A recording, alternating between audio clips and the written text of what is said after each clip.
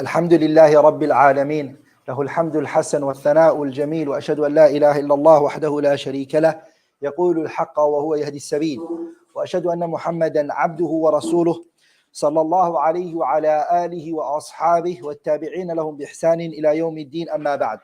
Inshallah ta'ala, today we're going to talk about the life of a great man, Shaykh al-Islam Ibn Taiymiyyah rahimahullah. But we won't be able to give Shaykh al-Islam justice, to be very honest and fair.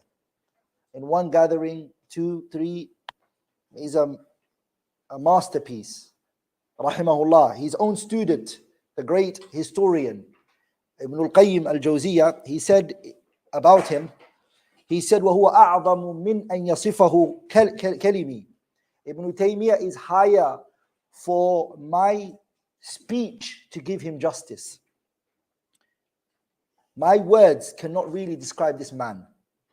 أو ينبه على شأنه قلمي, or even my pen to describe who and what type of person he was.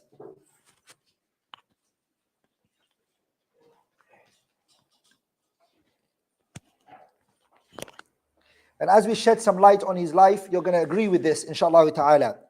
The Arabs, they say a lot, يكفي من القلادة ما أحاط بالعنق. Inshallah ta'ala, we will take what is بإذن الله الكريم appropriate from his life. Okay? So we start by saying his name, inshallah ta'ala. His name is Abu al-Abbas Taqiyuddin Ahmad ibn Abdul Halim ibn Abdul Salam ibn Abdullah ibn Abil Qasim al-Khadir. He's known as, very well known as Ibn Taymiyah. That's the name he's become known for. And also he is known as Shaykh al-Islam. He's known as what? Shaykh al-Islam. Ibn Taymiyah rahimahullah, as it was mentioned from his own student Abu Hafs al-Bazzar, he said that he was born in a place called Harran. Ibn Taymiyah was born in a place called what? He was born in Harran when it was the 10th of Rabi' al-Awwal. That's when he was born. And he was born when the year was Ihda wa Sittina wa Sittimi'ah. He was born 661 Hijriya. And he stayed in that place, Harran, for 10 years. And then his parents, they moved him from Harran to a place called Dimashq. Dimashq. And the reason why they took him to Dimashq was because the Tatar, inshallah ta'ala, if we get time, we're going to shed some light on who they were. They were entering Harran, the place that the Shaykh was born. So his family had to run and leave Harran because they were scared of the Tatar coming in and harming them. And Shaykh al-Islam Ibn Taymiyah, okay, his father was a scholar and his granddad was even a bigger scholar. So he's from a family of knowledge. So the day they were leaving from Harran, the day that they were leaving from Harran, his father put all of the books and all of the works that they had on their riding beast, and they left. And for him, Shaykh al-Islam Ibn Taymiyah, he could already see that there were a people who were transgressive, a people who were evil. From the age of 10, he saw what type of people they were. If they're taking him and his family and all of the people of the land out of this land, it put something in the Shaykh's mind, rahimahullah. So he left Harran and he stayed in what? Dimashq. He grew up in Dimashq, rahimahullah, and he spent a good time of his life in there, rahimahullahu rahmatan wasi'a. Let's talk about some of the appearance of the Shaykh. How did he look like? The scholars, they mention the description of the Shaykh, rahimahullah, was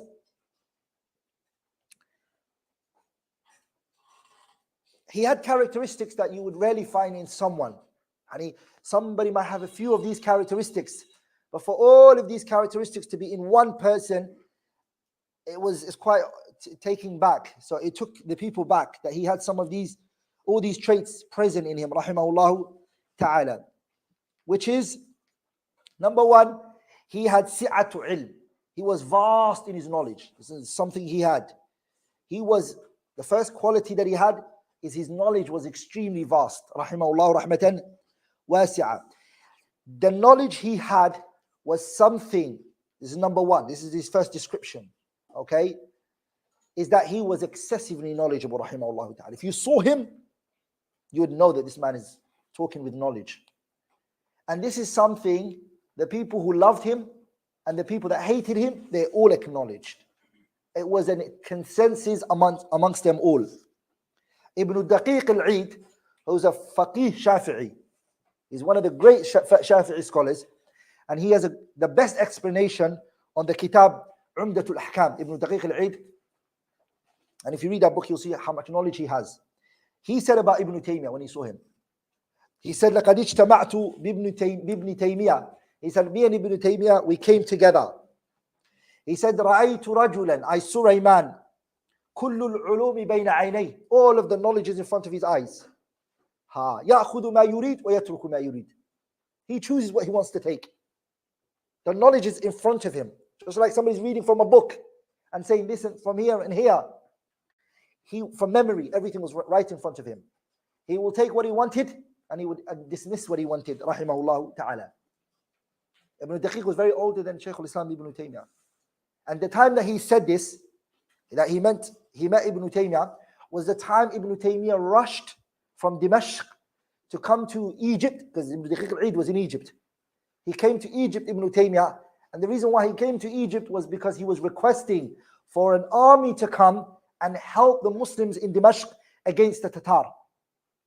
So he stood there in front of the ruler, and the Qadi, the judge at that time, the supreme judge, okay, was Ibn Daqiq al-Eid. So he's sitting there and he listened. Ibn Taymiyyah sat there and he brought out every verse in the Quran that spoke about jihad, fi sabilillah. Every verse, one after the other, went through all of them, all the verses. When he finished the verses, he started from the ahadith of the Prophet ﷺ and read what the time could allow him, rahimahullah. When he finished that, he started to make, of all the ayat and the hadith he's talking about is the virtues of jihad. Then he went through the ahkam of it, rahimahullah. He went through the ahkam and the rulings of al-jihad and the ruling that it has right now, what you guys have to do, rahimahullah rahmatan wasi'ah. Ibn Daqiq was taken by surprise. This man, the way he talks, the way he speaks, the way he argues, the way he brings his points forward, amazing. Another scholar who praised his knowledge is Ibn Sayyid al-Nas al-Yahsubi. Ibn Sayyid al-Nas, he himself was a scholar. Each person who praised him, if you knew who they were, you would say, wow, is that what they said about Ibn Taymiyah? But I can't explain to you Ibn Taymiyah and also tell you the person who spoke about him every time I get. But Ibn Sayyid al-Nas is one of the great scholars. He said about Ibn Taymiyah, أَدْرَكَ مِنَ الْعُلُومِ حَظًّا. What I've seen from this man is that he has knowledge. He has a large portion of knowledge. وَكَادَ يَسْتَوْعِبُ السُّنَنَ وَالْآثَارِ حِفْظًا. And he said Ibn Taymiyah is close to saying, I memorized all the Quran and all the hadiths and everything in it. Close. The reason why he can't say Ibn Taymiyah memorized all of the hadith, because that's impossible. No one in history has memorized all the hadith of the Prophet ﷺ. No one. And Imam al-Shafi'i, he said he's a liar, anyone who claims that he has memorized all of the hadith of the Prophet ﷺ. Lakin Ibn Taymiyah, Ibn Sayyid al-Nas here, he said, وَكَادَ يَسْتَوْعِبُ السُّنَنَ وَالْآثَارَ حِفْظًا. He has all the, not just a hadith. The sunan and the athar. Athar is what? The statements of the Ashabas and the Tabi'een. He knew from memory, rahimahullah. Look what he said. إِن تَكَلَّمَ فِي التَّفْسِيرِ. If Ibn Taymiyyah talks about a matter in tafsir, فَهُوَ حَمِّلُ رَايَتِهِ, is like he's carrying the banner for it. If he speaks about tafsir, you would think to yourself, he's the mufassir. There's no other mufassir in history.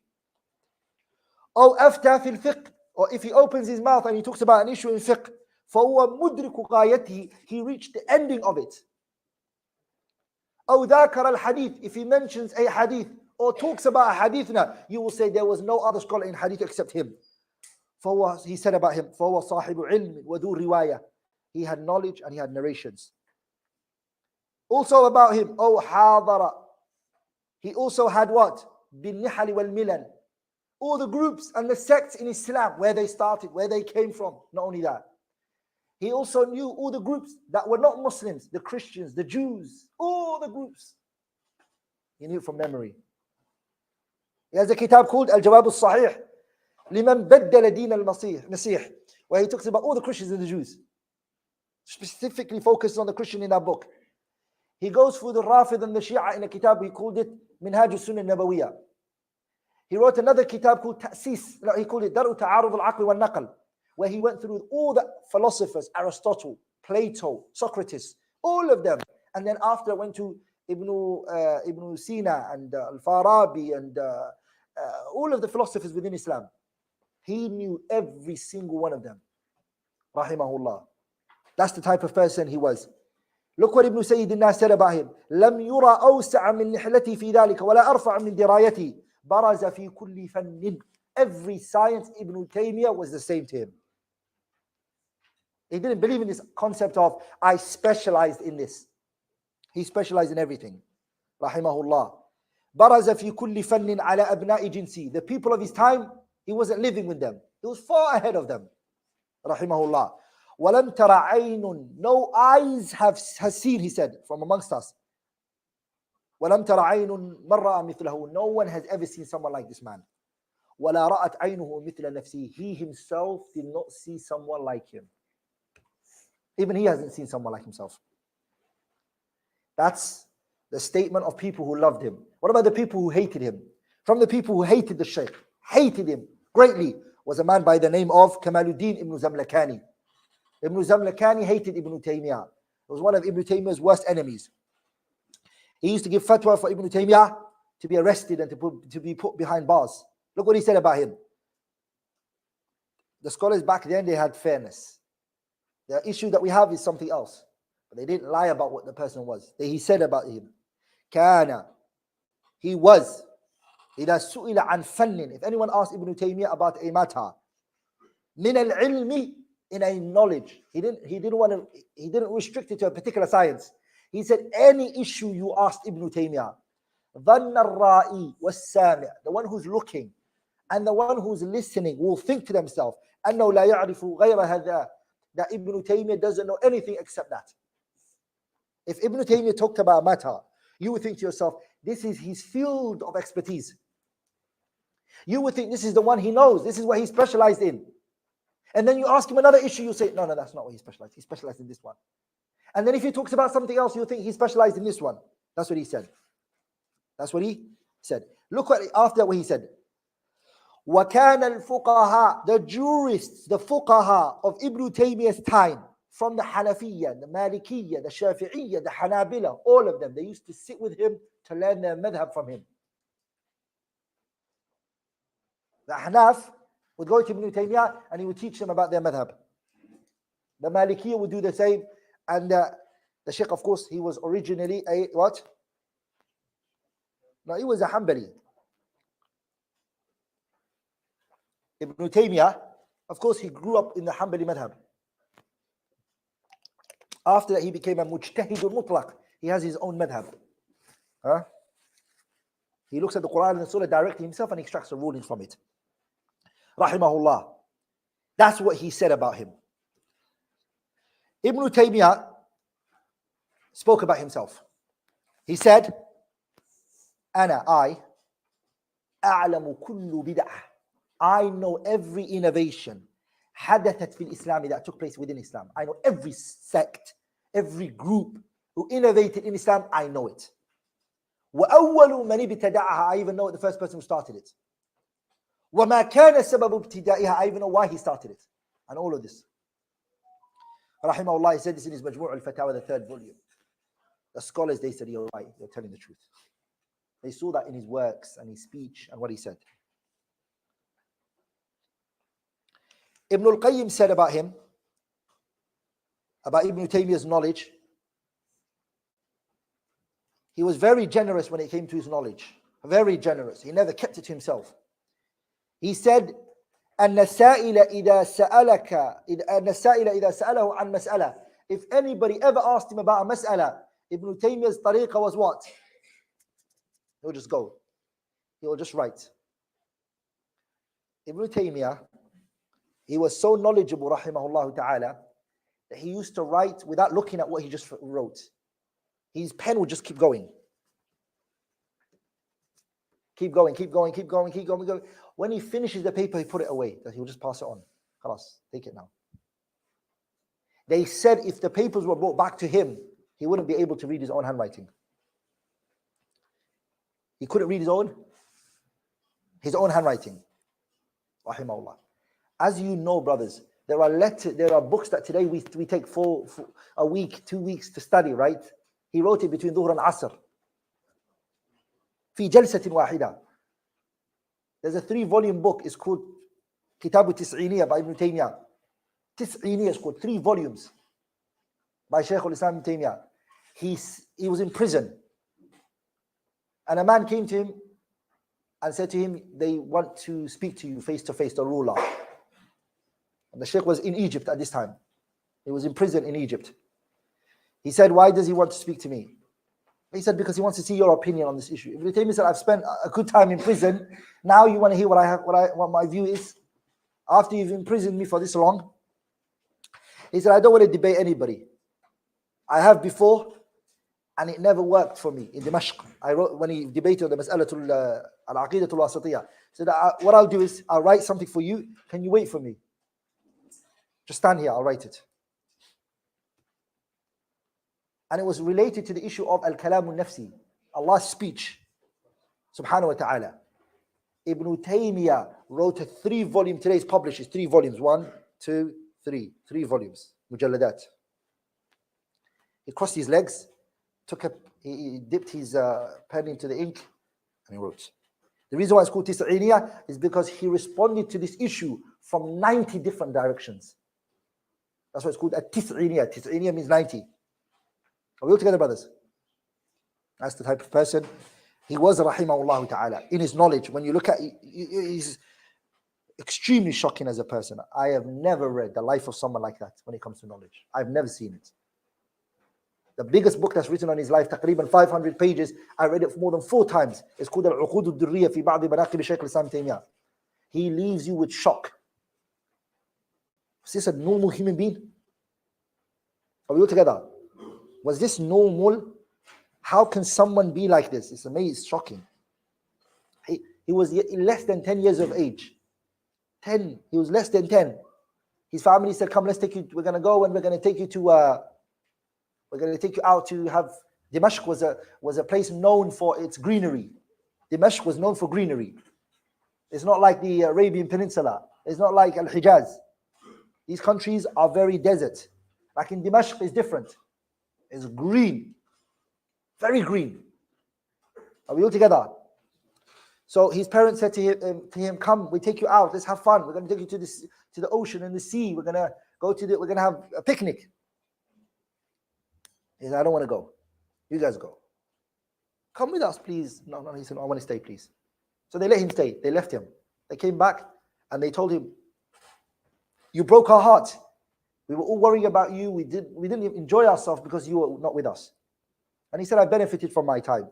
They said, what did you do in that time? He brought out the Kitab Rawdul Nadir wa Junnatul Munadir by Ibn Qudama, and he said, I memorized this book.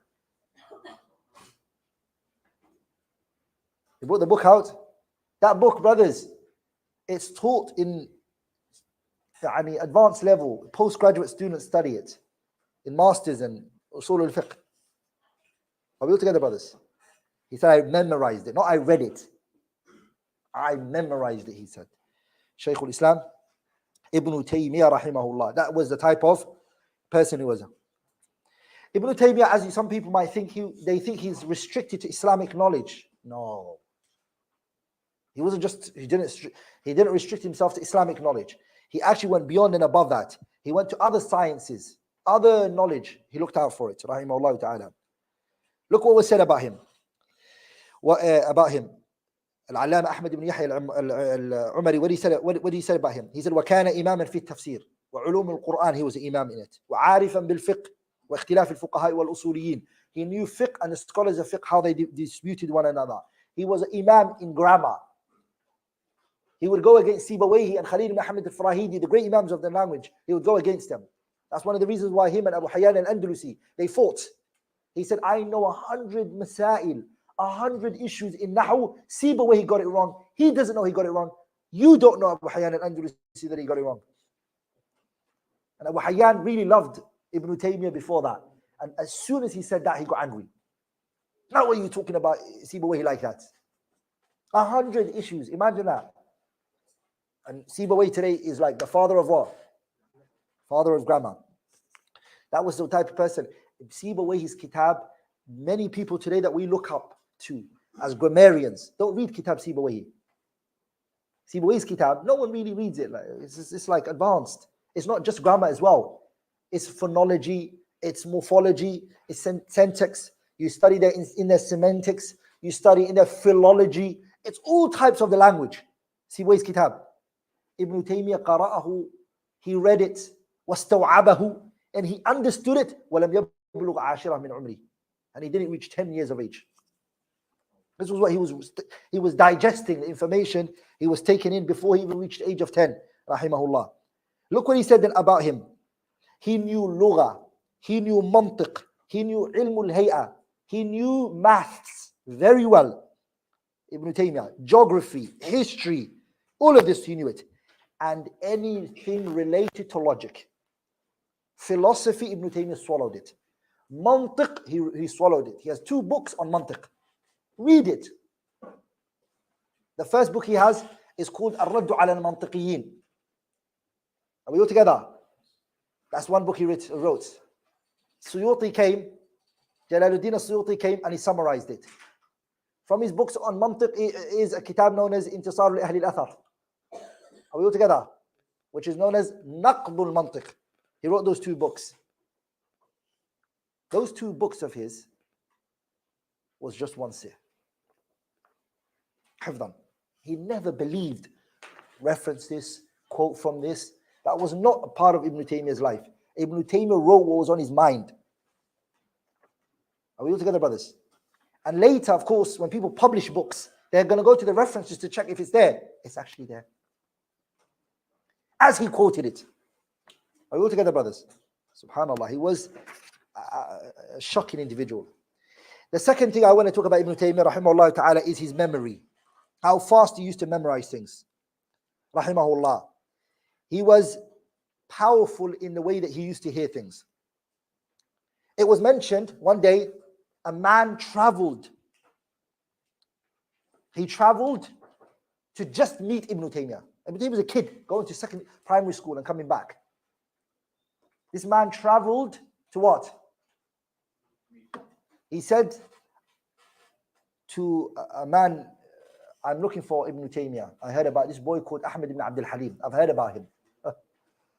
I heard he has photographic memory. He memorizes things if he sees it once. So I want to see him. The man said, he's not here now, but he's going to take this road. He comes on this road. Just wait a bit. So the man sat down and he waited for a little bit. He waited for a little bit. Ibn Taymiyah came. Ibn Taymiyah was carrying a log, a big log, where he writes things on. Back then, papers and pen was not the thing, right? He's a young kid. He's got his log. He's walking, and what happens is the man is told that's Ahmad ibn Abdul Halim that you were asking about, the young boy. He calls him. He said, "Come here." Ibn Taymiyah came. He said, "What is written on there for you?" He said, "What I was studying." He said, "Wipe it off." He wiped it off. He said, "I'm going to give you 10 hadiths. Write them." So he wrote it, Ibn Taymiyah. He said, "Look at it." Ibn Taymiyah looked at it. He said, "Wipe it off. Read it to me." He read it from memory one time. Did not change anything. So the man thought maybe because it's he's maybe heard of it before or something. He changed it again. Gave him another one, another 10. And he, rahimahullah ta'ala, without hatta thinking, he read the hadith. And then he said, if this boy lives, he's going to come out with something fascinating. This is what was said about him. وَمِنْ عَجَائِبِ مَا وَقَعَ فِي الْحِفْظِ فِي أَهْلِ زَمَانِنَا. They added him to the list of those people who had powerful memorization. Is who? Ibn Taymiyah. فَإِنَّهُ كَانَ يَمُرُّ بِالْكِتَابِ. Ibn Taymiyah would just read a book. Like, you know how we read? He would read a book. فَيُطَالِعُهُ مَرَّةً. He would only read it once. فَيَنْتَقِشُ فِي ذِهْنِهِ. It will stick to his head. What he just read will stick to his brain, rahimahullah. and then he would go and he would quote it verbatim, word for word, as it was in there. I used to teach a group of brothers the works of Ibn Taymiyyyah rahimahullah a lot. I would teach Al-Wasitiyya, Al-Hamawiyya, and Al-Tadmuriyya. Tadmuriyya is not his. Al-Wasitiyya, Al-Hamawiyya, Al-Wasitiyya, Al-Hamawiyya, Al-Tadmuriyya, and then we go to Al-Sharh Al-Asfahani by Ibn Taymiyyyah.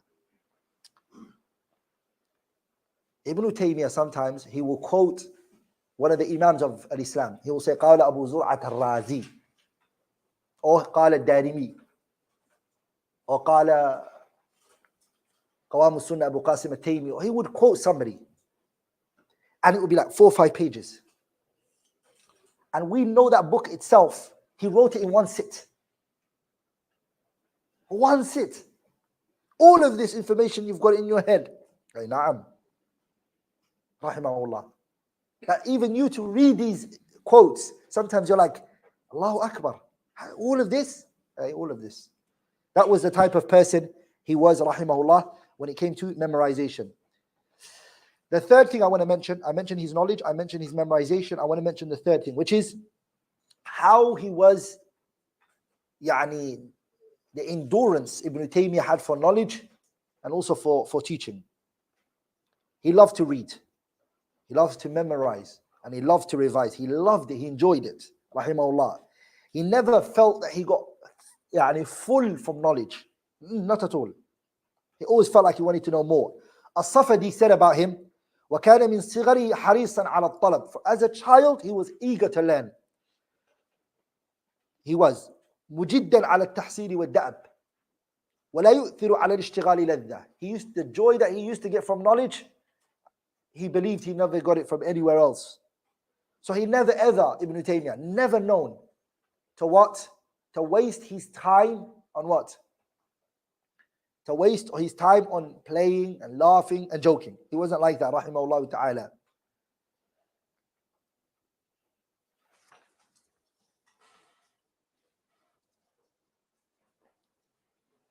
Number 4.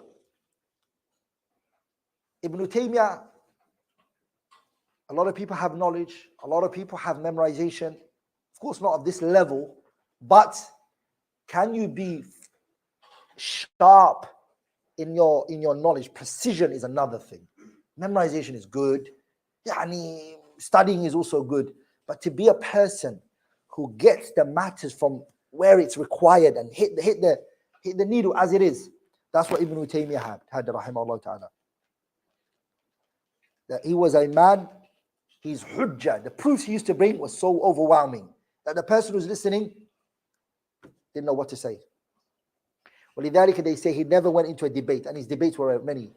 Everybody was pulling the sheikh, and it never happened. Ibn Taymiyyyah, someone debated him and silenced him, and he didn't know what to say.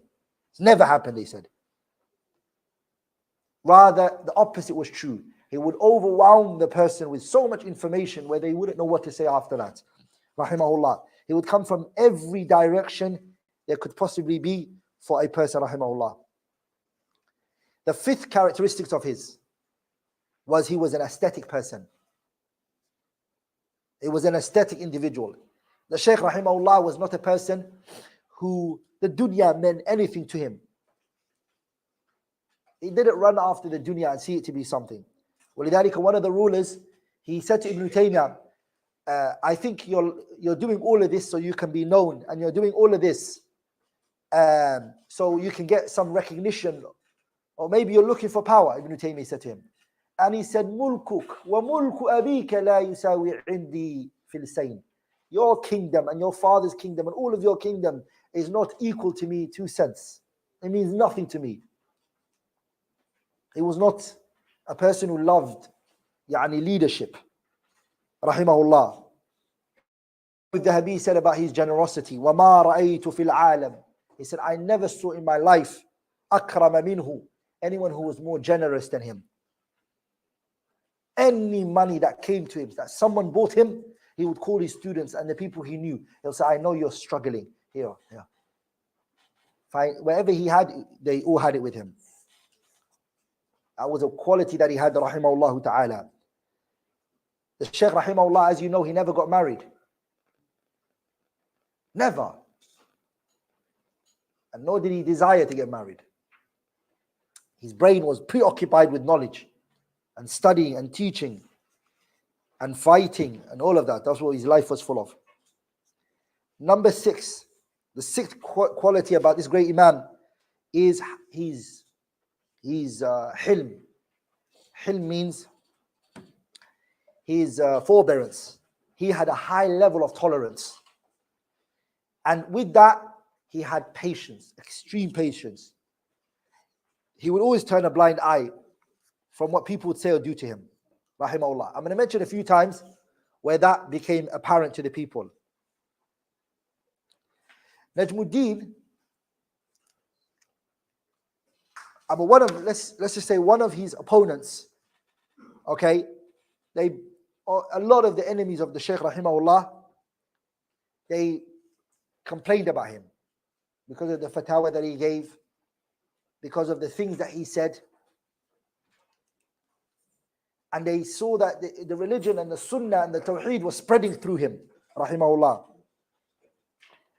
So they would debate him. When they wouldn't win the debate, it would cause them even more frustration and more anger. They would say, who can crush this man? They wouldn't find a way to silence him, rahimahullah. So what they did was, they plotted against him to get him behind bars. To put him what? Behind bars. Ibn Taiymiyyah, whenever they would debate him, majority of the times was issues related to Aqidah. So he would put under his armpits the letters of Al-Aqidah al-Wasatiyah. He would carry it with him. And he would go to places. And he would say, this is my Aqidah. Just read it and let's debate on that. Because the Shaykh, look at this, so sad. The Shaykh, they weren't able to debate him. They weren't able to argue with him. So what they did was they lied about him. They used to make up books and tribute to him. Imagine that level of animosity. They would write something and they would say, this is what he wrote. And that would be taken to the courts and then he would be held account to it. And a lot of the times he would look. If you look at the beginning of his Kitab at-Tis'iniyah, he mentions that. He says, I never wrote this. Who wrote this? Wallahi ana ma katabtu. I've never written this. I've never said these words. They've never come out from me. And he said, and he used to say, if I believed something, I would never lie about it. I would say I believe it. So he got arrested, rahimahullah. And when he got put behind bars, of course, the days change. Not every day is your day. So what happened was, the ruler of this time changed. When a ruler takes out another ruler, he hates the previous ruler and anybody who's with him, right? So the people that were with the previous rulers become what? The most wanted. And the people who were against the previous system was against become what? Heroes. So Ibn Taiymiyyah got taken out of prison. The ruler brought him out. They said that the ruler actually went down to Ibn Taymiyyah's prison and brought him out. Said, come out. You're not going to stay here. He said, what do you want me to do with the guys who put you behind bars? What do you think I should do? How should I deal with them? From them is a man by the name of Ibn Makhluf al-Maliki. Ibn Makhluf al-Maliki said, "Uqtul Ibn Taymiyyah wa damuhu ala unuqi." Kill Ibn Taymiyyah and his blood, I will speak for you guys the day of judgment. He gave that fatwa. Yani Ibn Taymiyyah's blood, hillan wa haraman, where if he's found in the Kaaba or outside the Kaaba, kill him, he said. So when he came out, the fatwa was still there, but the fatwa got taken down. By who? By the new ruler. So the ruler wanted Ibn Taymiyyah to give him fatwa, and he wanted to destroy them all.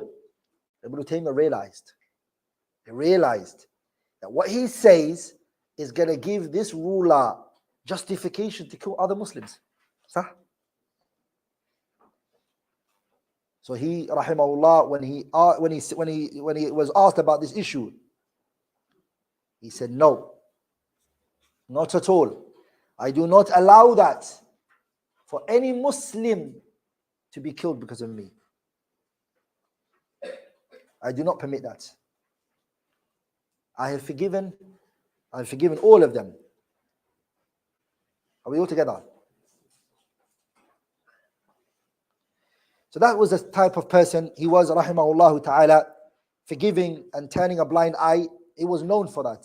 It's not a matter, there's many mawaqif, I won't go through all of them, but the Shaykh rahimahullah was like that. One of the statements he said is فَلَا أُحِبُّ أَن يُنْتَصَرَ مِنْ أَحَدٍ بِسَبَبِ كَذْبِهِ أَوْ ظُلْمِهِ وَعُدْوَانِهِ فَإِنِّي قَدْ أَحَلَلْتُ كُلُّ مُسْلِمٍ. I don't want any Muslim to be harmed. I don't want any Muslim to be hurt because of something that they've said or done to me. I have forgiven every Muslim who has spoken about me, who have hurt me, who have caused me problems. I've forgiven every one of them. But what is connected to the rights of Allah, then that's not in my hands, he said. If it's rights of Allah that you're going against, that's between you and Allah, to repent to Him subhanahu wa ta'ala. The sixth characteristics of the Shaykh rahimahullah was he was very patient as a person. And he had a big heart. He had a very big heart. Never did it show in him that he was going through hard times. Not at all. He used to say, إِنَّ فِي الدُّنْيَا جَنَّةً مَنْ لَمْ يَدْخُلْهَا لَمْ يَدْخُلْ جَنَّةَ الْآخِرَةِ. What was one of his quotes? He used to say, this dunya has a Jannah. And the Jannah of this dunya, if you don't enter it, you're not going to enter the Jannah of the hereafter. What he's referring to is the happiness of Iman. The joy of Iman is a Jannah in this world. Akhirah, he was a happy person. In one other place, Ibn al-Qayyim said, Ibn Taiymiyyah one day said to me, مَا يَصْنَعُ أَعْدَائِي بِي. What can my enemies possibly do to me? أَنَا جَنَّتِي وَبُسْتَانِي فِي صَدْرِي. My garden is in my chest. I have my garden in my chest. أَيْنَ رُحْتُ فَهِيَ مَعِي. Wherever I go, it goes with me. لَا تُفَارِقُنِي. It doesn't leave me. My happiness and my joy is in my chest. In habasani, if they imprison me now, it's a khalwa, it's a no i'tikaf for me. I'm just going to do adhkaran, a time to focus on my ibadah and worship Allah. Wa qatli, if they kill me now, it's a shahada, inshallah, martyrdom. Wa ikhraji min baladi, if they take me and exile me and take me out of my land now, it's a siyaha, meaning it's like a holiday for me. My enemies can't possibly, there is nothing that they can possibly do to me. I'm in a state of joy and happiness. And this is the most important things, brothers, we have to understand and comprehend. What is that we need to understand? That if the tide, you know a boat when it's on the sea, the water can be around the boat.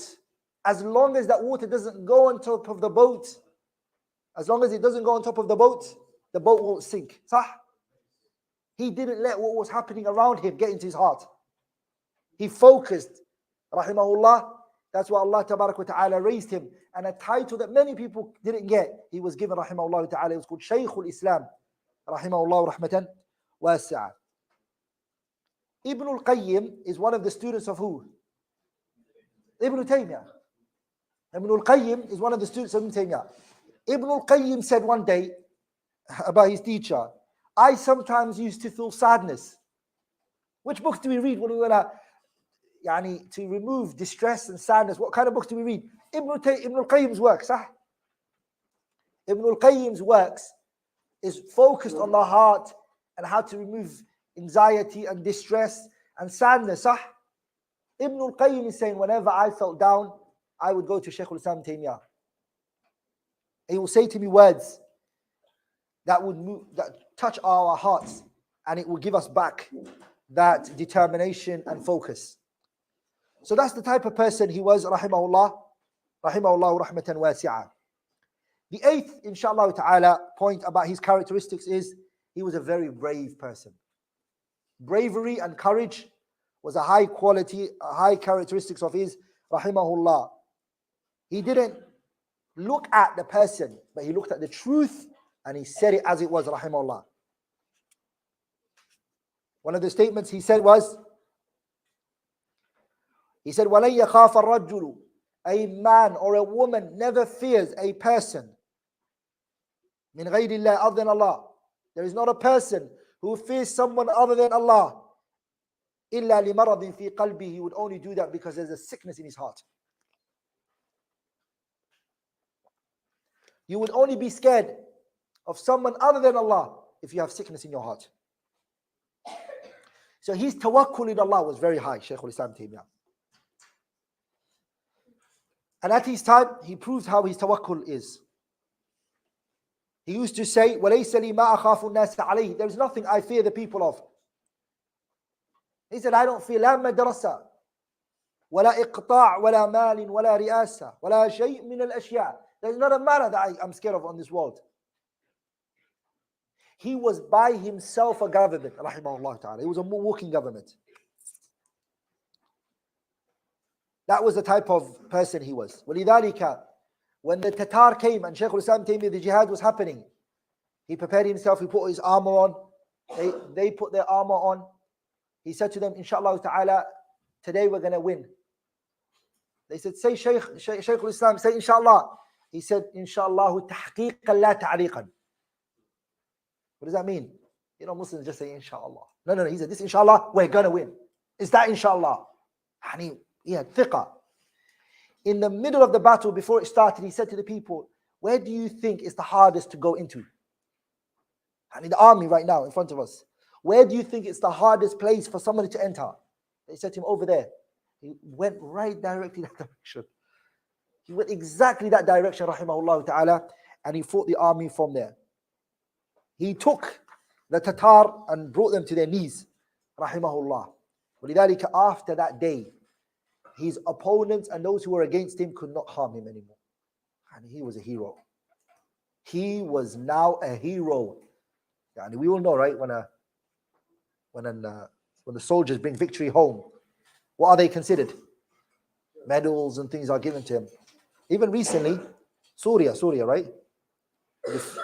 Before Syria collapsed, Bashar Assad, his father, Bashar's father, built Ibn Taymiyyah's grave. The grave of Ibn Taymiyyah was built. Are we all together? Why was he built? This is a Nusayri. Why is he building Ibn Taymiyyah's grave? He was seen as a what? The hero of the country. Are we all together? He's looking at it from what perspective? As one of the batal min al-abtal, one of the heroes of the country who protected his country. Are we all together, brothers? So he was a hero, rahimahullah ta'ala, in terms of his bravery. Rahimahullah rahmatan wasi'ah. Tawadu'uh. The ninth characteristics of the Shaykh rahimahullah is humility. He was a very humble individual. Shaykh al-Islam was an extremely humble person. Tawadu' was apparent on him. Very humble. He never saw himself to be something or something great. Al-Hafidh Abu Hafs al-Bazzar, he said, وَاللَّهِ مَا رَأَيْتُ. He said, by Allah, I never saw anyone like him in tawadu', humility. And I never heard of anyone like that. He said, Ibn al-Qayyim, I saw Ibn Taymiyah so many times scuffle on the earth. Like scuffle on the earth. And say, Ya mu'allima Dawood, alimni wa ya mufahim Sulaymanu fahimni. Whenever a matter would be hard on him, he would humble himself and he would say, Ya mu'allima Dawood, alimni wa ya mufahim Sulaymanu fahimni. And then he said that the issue would open up for me. And he would go and he would speak about it. He said about himself, Wallahi, inni al-ana ujaddidu islami. Every time I renew my Islam. Kulla waqt. Every opportunity. وَمَا أَسْلَمْتُ بَعْدَ إِسْلَامًا جَيِّدًا. I have not embraced a proper Islam yet. That's what he said. And one of his poetry that he wrote, rahimahullah, with his own hand, is أَنَا الْفَقِيرُ إِلَى رَبِّ الْبَرِيَّاتِ. صح? What did he say? أَنَا الْفَقِيرُ. I am faqir, in need. I am miskeen. He said, أَنَا الْفَقِيرُ إِلَى رَبِّ الْبَرِيَّاتِ. أَنَا الْمَسْكِينُ فِي مَجْمُوعِ حَالَاتِي. In all of my situations, I'm what? In all of my situations, I'm what? He said, in all my situations, I'm a miskeen. Rahimahullah. Those are the 9 qualities that I mentioned of Shaykh al-Islam Ibn Taiymiyyah as a person. Who can remember what were the 9? Yeah, who can repeat the 9 characteristics we mentioned of Shaykh al-Islam Taymiyah? Hey, number 1. His vast knowledge. What was number? Hey, number 1. Ibn Taymiyyah's knowledge, was it vast? Yes. Okay. Who acknowledged Ibn Taymiyyah's knowledge? Those who were with him and those who were against him. Can anyone mention someone who was against him that said he was a scholar? Kamaluddin what? Kamaluddin. Well, Kamaluddin what? Ibn Zamalkani, rahimahullah, sah. He admitted it. Hey, what else did we mention from his... we mentioned here. Si'at ilmihi. Hey, what was the second we mentioned? Hey?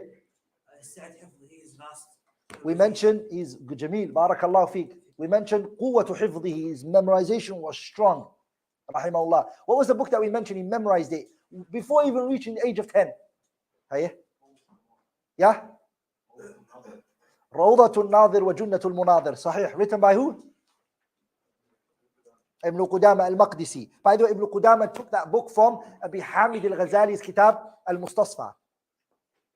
Ibn Qudama read the Kitab al-Mustasfa of Abi Hamid al-Ghazali. He took out all of the issues he didn't agree with, and he's a Hanbali and this is a Shafi'i. So he took out all the things he disagreed with and all the things that he didn't want, and he separated it and he wrote this Kitab. So it's a very advanced book. Are we all together, brothers? He read that book. Not only read it, he understood it, internalized it, rahimahullah, and memorized it. What else did I mention from the third characteristic? Hey? In order. Hey? Before that, I mentioned something before. Yeah? Jamil. جلده في العلم والتعليم. جلده يعني he the sheikh had jalad, meaning he had high level of endurance and tolerance when it came to knowledge and teaching. What was the one I mentioned after that? His precision in knowledge.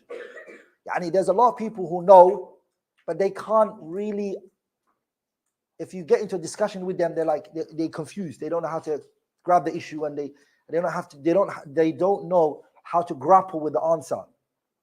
Like, he was not like that. The statements and the quotes and what he wanted to say, Ibn Taymiyyah, it was kind of ala taraf lisani. It was on the tip of his tongue, right, like that.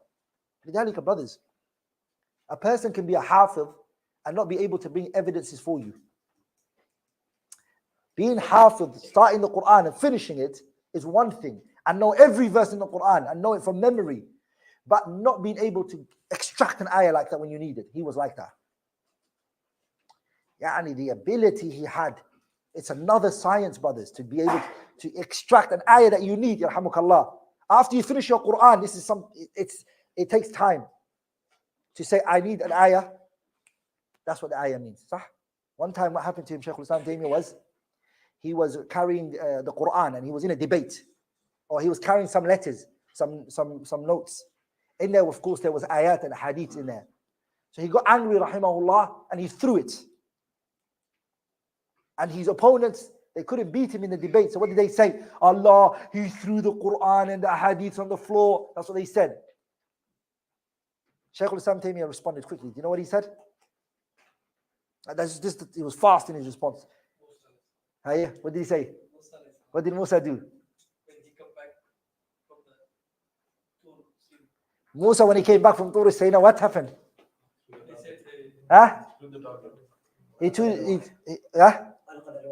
وألقى الألواح. الواح that he threw, what was written on it? The Torah was written on it, right? The Torah, who wrote the Torah? The ahadith al-sahihah show Allah wrote the Torah biyadihi. That's the hadith, sah? Are we all together, brothers?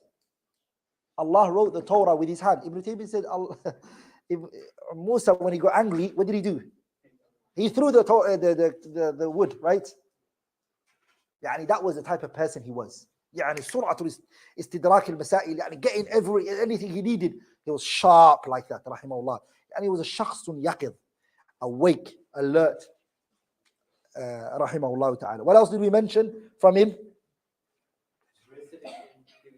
He was an aesthetic individual, zahid.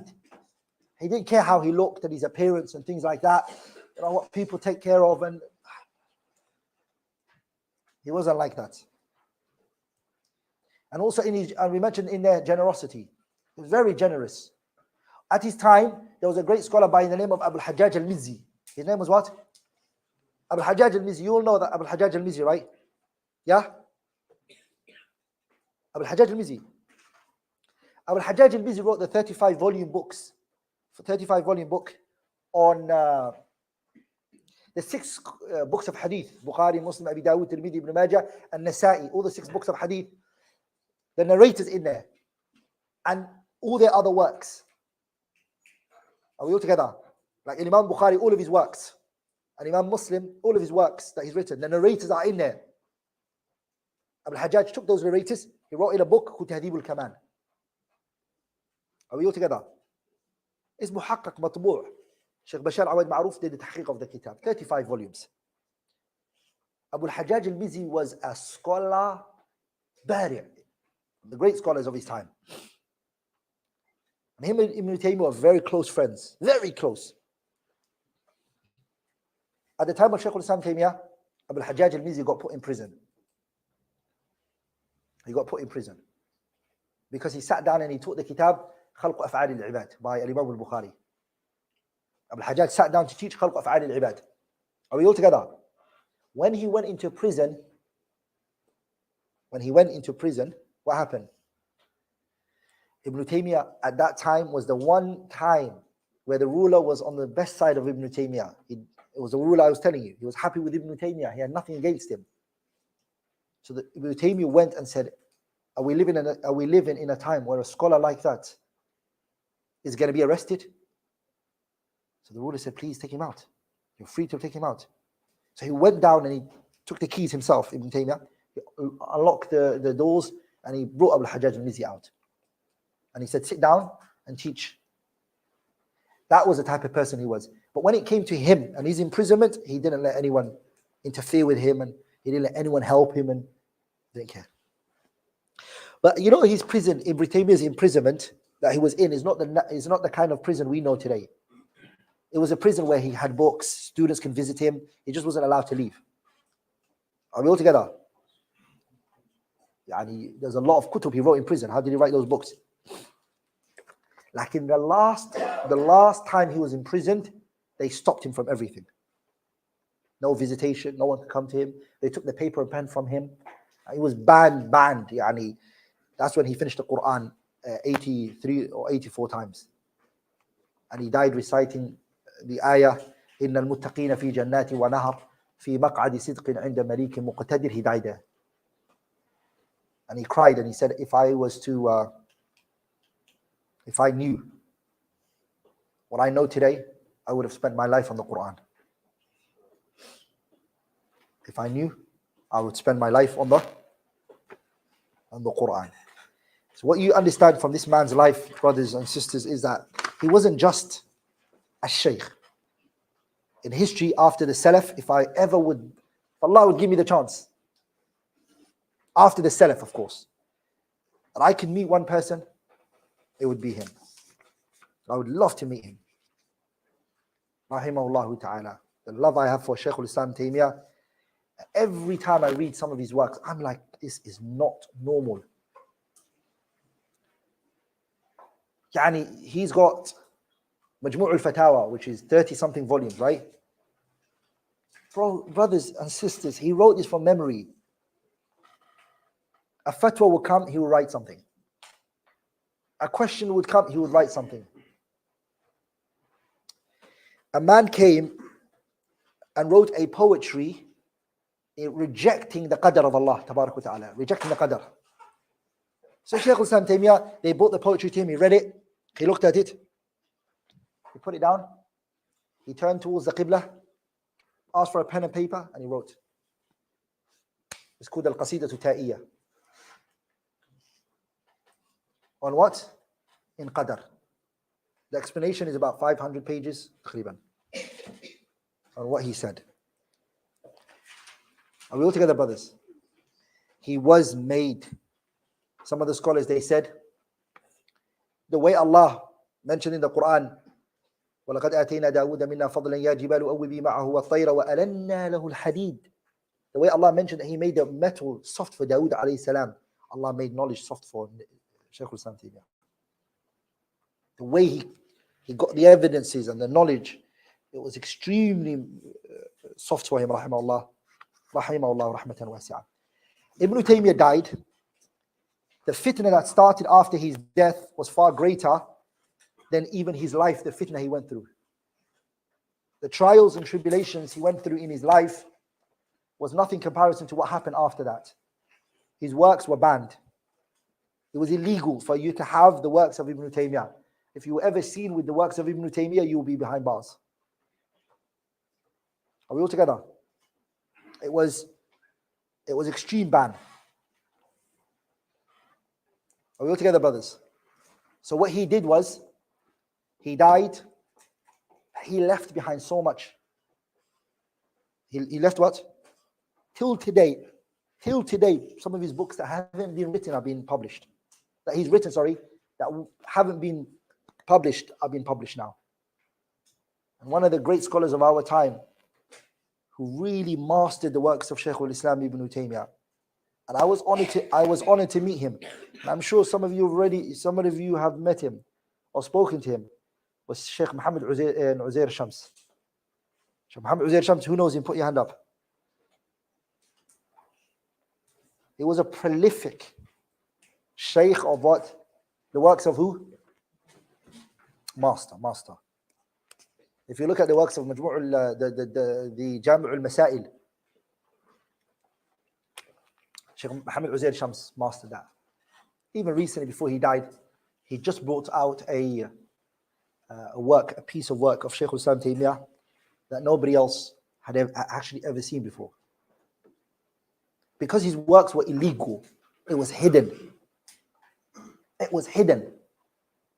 And the reading Ibn Taymiyyah's handwriting is also even harder. So finding his works are hard. And Shaykh Muhammad Uzair Shams, I even asked him, I said, Shaykh, he goes, one page, he said, it takes time for me. It's hard for anybody to read the works of Ibn Taymiyyah. I'm going to quickly go over the history of the works of Ibn Taymiyyah, how they were brought out, until we come to Shaykh Muhammad Uzair Shams, rahimahullah rahmatan wasi'ah. As soon as he died, there was a scholar by the name of, his name is known as Shaykh Ibn Hizamin, Imaduddin al-Wasiti. He wrote a letter to the students of Ibn Taymiyyah.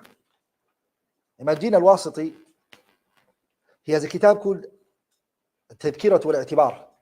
I encourage you all to read that book. This man, Ibn Hizamin, he reached the highest level of tasawwuf. Are we all together? Before we met Ibn Taymiyyah, he was a Sufi, and of course, you know the Sufis, they go through levels. Who knows what levels they go through?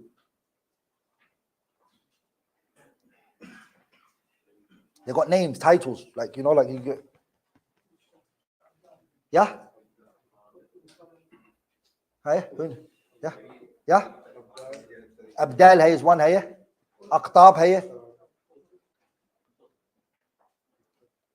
Imaduddin al-Wasiti reached that highest level.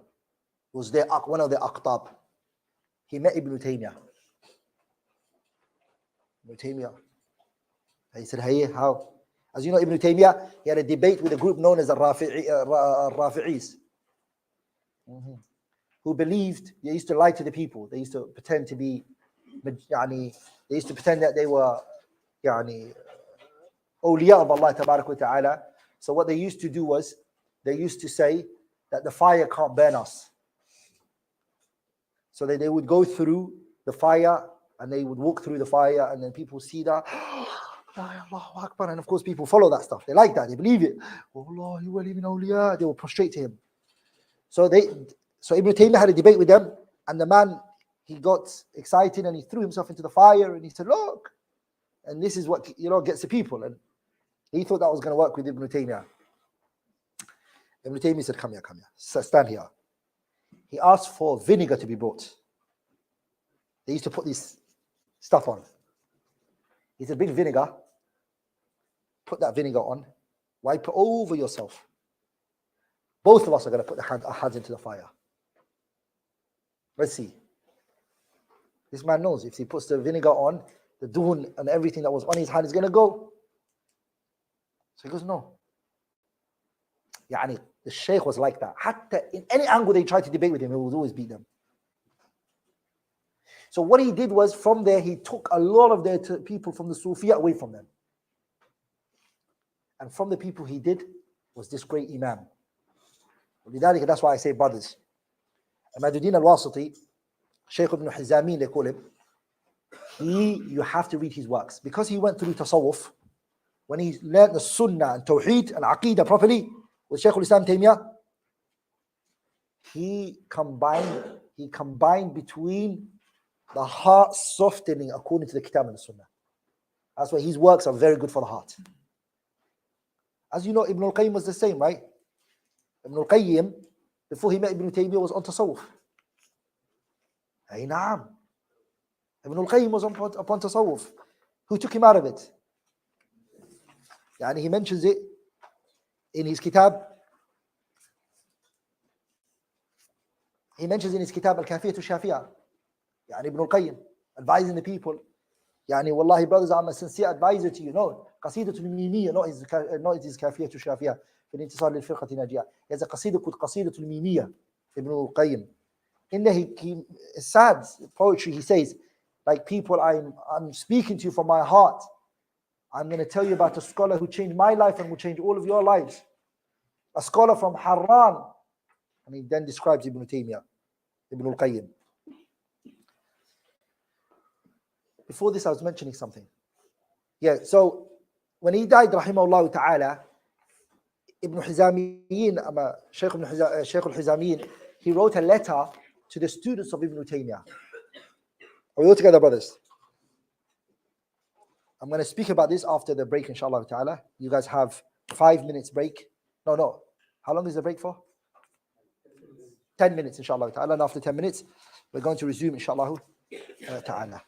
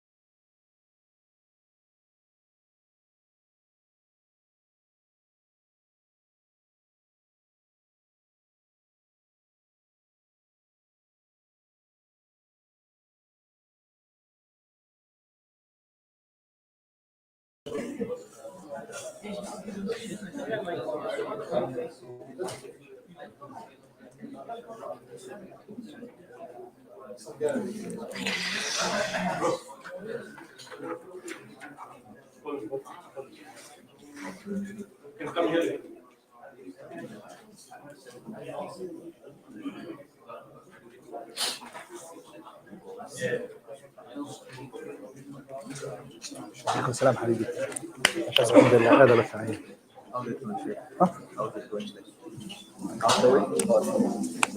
More than half, inshallah. Yeah. So just take people's question, inshallah. After a while. What time is it meant to finish?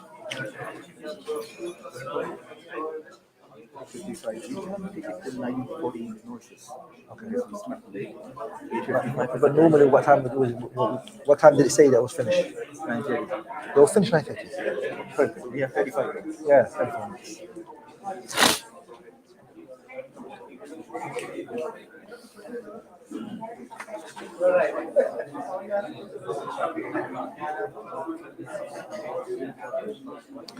جزاك الله خيرا.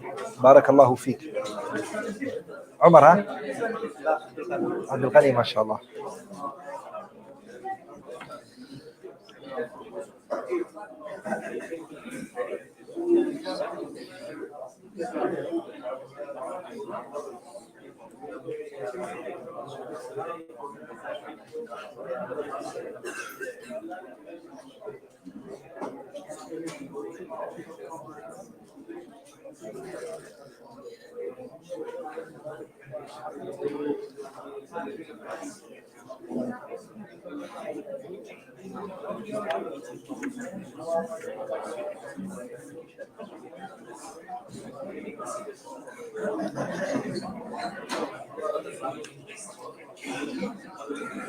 الأمر معناه الزخم في عبارة على الزيف.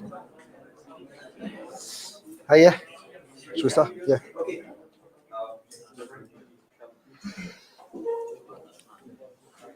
The scholars who praised Shaykh al-Islam Ibn Taiymiyyah and spoke about him and praised him, there are many. The numbers are over 500, all of whom are scholars of all different madhabs. One of the statements I'm going to mention is the statement of Al-Allama al-Safadi.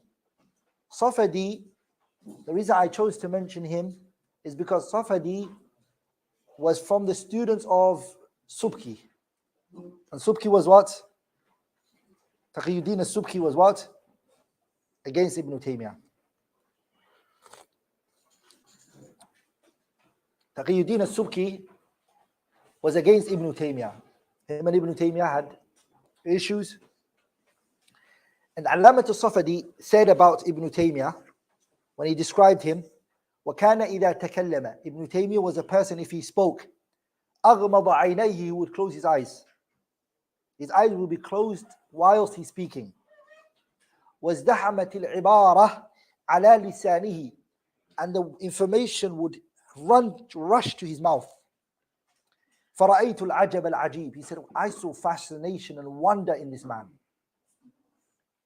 He would close his eyes. That's how he used to do tafsir. The Shaykh rahimahullah, he would close his eyes. Every ayah he would mention, he would reference the imams that preceded him in the understanding.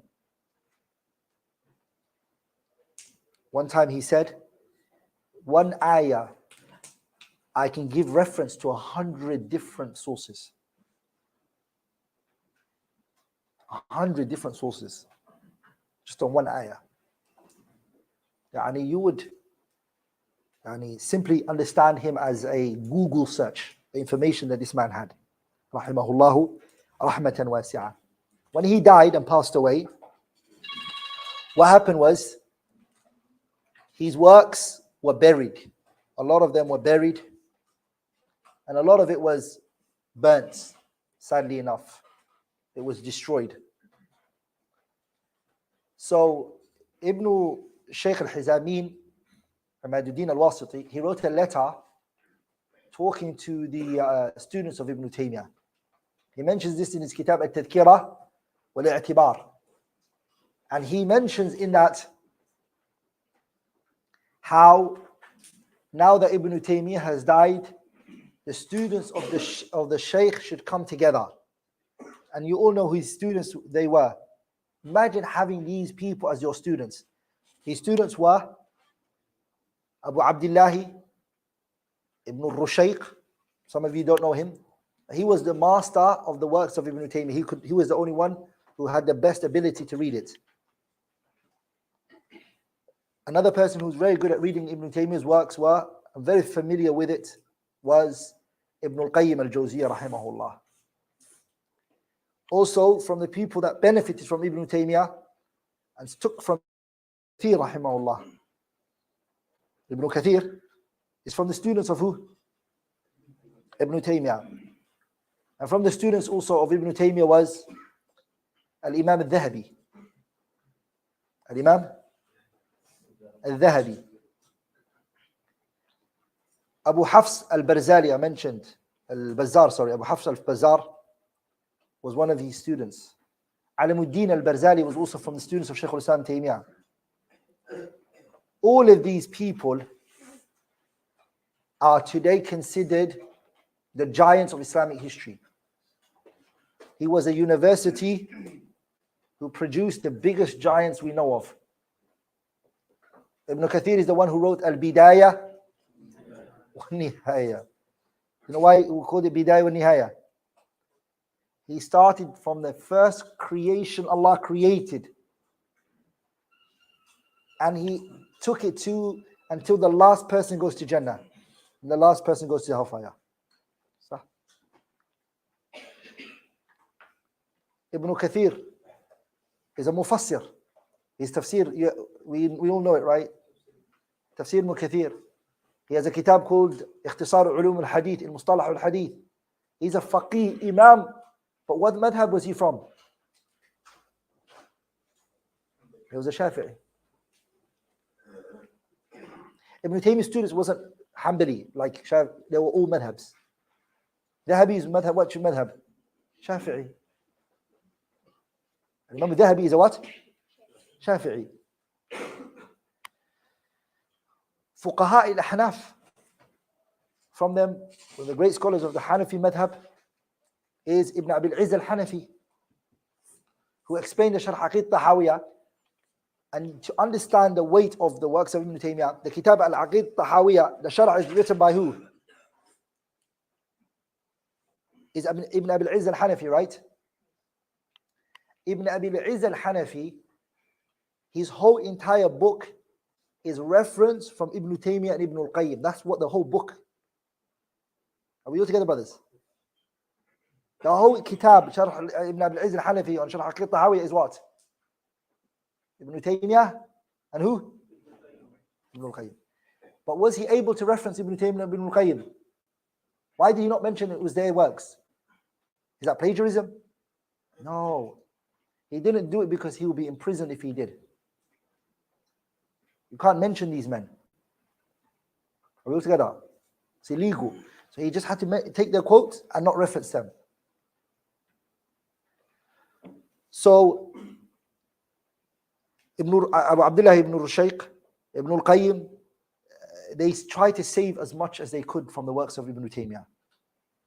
They protected as much as they could. They copied a lot of that which they could. Students were given to take it, write it, keep it. Don't and hide it. Until Allah subhanahu wa ta'ala, He brought out giants after that, who came out to work on the works of Shaykh al-Islam Ibn Taymiyah and bring it out into the light. From them is Jamaluddin al-Qasimi from Sham, Muhammad Rashid Rida from Egypt, Muhammad Rashad Salim. By the way, Muhammad Rashad Salim, he did tahqiqat of many of the works of Shaykh al-Islam Taymiyah, and he graduated from it was either Oxford or Cambridge University. He was an Egyptian sheikh. He served the works of Ibn Taymiyah. Also from the people who worked on the works of Shaykh al-Islam Taymiyah is Shaykh al-Islam Muhammad Abdul Wahab. And the entire madrasa of Muhammad Abdul Wahab, they took on the works of who? Shaykh al-Islam Taymiyah. From Iraq, Muhammad Shukri al-Alusi, rahimahullah. He worked on the works of Shaykh al-Islam Taymiyah, rahimahullah. Shaykh Muhammad Nasiruddin al-Albani, rahimahullah. Shaykh Abdul Aziz ibn Baz, Shaykh ibn Uthaymeen, and all of these great scholars, they endorsed the works until organization that was run by Al-Allama Bakr ibn Abdullah Abu Zayd. Shaykh Bakr Abu Zayd started the biggest movement to revive the works of Shaykh al-Islam Ibn Taymiyah. And he worked towards it. And it started with him. And of course he died and it wasn't finished. It was working on the works of a few great Imams. From them was Ibn Taymiyah, Ibn al-Qayyim, and Muhammad al-Amin al-Shanqiti, and Abdulrahman Yahya al-Muallimi. And they all got published by a publication called Dar Alim al-Fawaid. Dar Alim al-Fawaid took on it with the Isharaf of Shaykh Bakr Abu Zayd. A few people were the muhaqqiqeen of the works. A few people were selected to work on the works. From them is Shaykh Ali al-Imran, Shaykh Muhammad Uzair Shams was one of the members, Abdulrahman Hassan Qaid, Muhammad Jamil al-Islahi, I think. A few of them stood up to work on the mu'allafat of Shaykh. The biggest of them, of course, who had the biggest hand in it, who did the tahqiq of the majority of the books, was Shaykh Muhammad Uzair Shams. Shaykh Muhammad Uzair Shams single-handedly really done one of the biggest works. He's a scholar from India, rahimahullah, and he spent a good portion of his life on the works of Shaykh al-Islam Ibn Taymiyah. Daqiq, books that no one thought that even Ibn Taymiyah wrote were brought out to the world, and people saw it for the first time. Like we didn't even know this book existed. Dar Alim Fawaid published it. Dar Alim Fawaid was financially supported by the owner of Bank Al-Rajihi Bank, Sheikh Salih Al-Rajihi. He was the one who used to do tamwil of the project. But then the project got removed from his wealth, and the Dar Alim Fawaid ended. Dar Alim Fawaid ended. So what happened was, two big publication companies came together called Dar Ibn Hazm and Ata'atul Ilm. They came together, combined efforts, and they again republished some of the works, because the books they finish, right? The people take it, they finish it. They need people to give it life, keep going. Or if 100 years goes by, the books are not found, and the people who own it are not giving it out. So there has to be a pumping machine that pumps the books all the time. So Ata'atul Ilm, Dar Ibn Hazm seem to be publishing it. Every now and then it finishes from the market, but alhamdulillah, I heard that they're going to bring it all out again. From the first of them to the last, they're going to bring. That being said, Shaykh al-Islam Taymiyah, no one can really tell you what he's written. His books are too many. There are thousands and thousands of works. He never consulted people when he wrote. So he would write quickly, and that would be taken by another person. As you know, his works, they were restricted. His works were from particular lands. People would ask him questions. Someone would come from Wasit, and they would ask him a question, and it would be called Aqidatul Wasitiyah, Aqidatul Hamawiyah from Hama, Aqidatul Tadmuriyah from Tadmur, Aqidatul Madaniyah from Medina. People would ask him questions, and he would answer those questions, and it would be named after the city. That person might take it for themselves. Are we all together? But Allah subhanahu wa ta'ala, the thing is, you all have to understand is, who thought that his works would become like this? You rarely find a book, whether they like him or not, he's quoted in there. He's inside that book. Somewhere, where? Somewhere. Whether it be non-Muslim or Muslim, it doesn't matter. Are we all together? And one of the best, actually, to be honest, biographies that were done on Ibn Taymiyyah's life in the English language is done by a non-Muslim. His name's called John Hoover. There's two places I feel like he did a mistake on, but the rest of the book, John Hoover was just and fair in the way he wrote Ibn Taymiyyah's life. He's a non-Muslim. Ibn Taymiyyah caught the attention of the Orientalists, the Christian missionaries, there's Jews, everyone. He studied in universities. His PhDs, dissertations.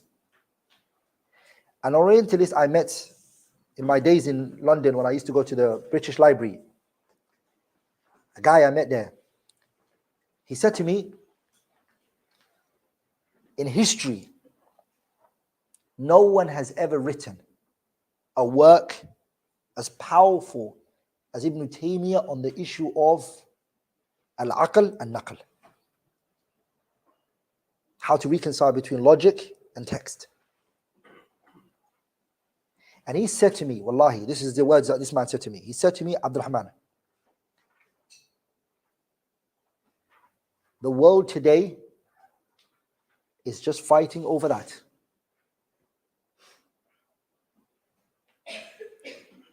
The concept Ibn Taymiyyah was talking about then is what the arguments today are. Separate the government from religion, right? All of those isms that you're hearing. Everything humans are coming with. Science is what? What is science based on? It's based on, right now, the scientists, the atheists, what are they pushing right now? Science can explain everything. Leave science, let science say things to us. Don't bring religion into science. Sah? Are we all together? Funny enough, that statement itself is an unscientific statement. Sah? To say science can explain everything is an unscientific statement. Sah? Because what's science based on? Empirical evidence, right? Can they empirically prove that science can explain everything?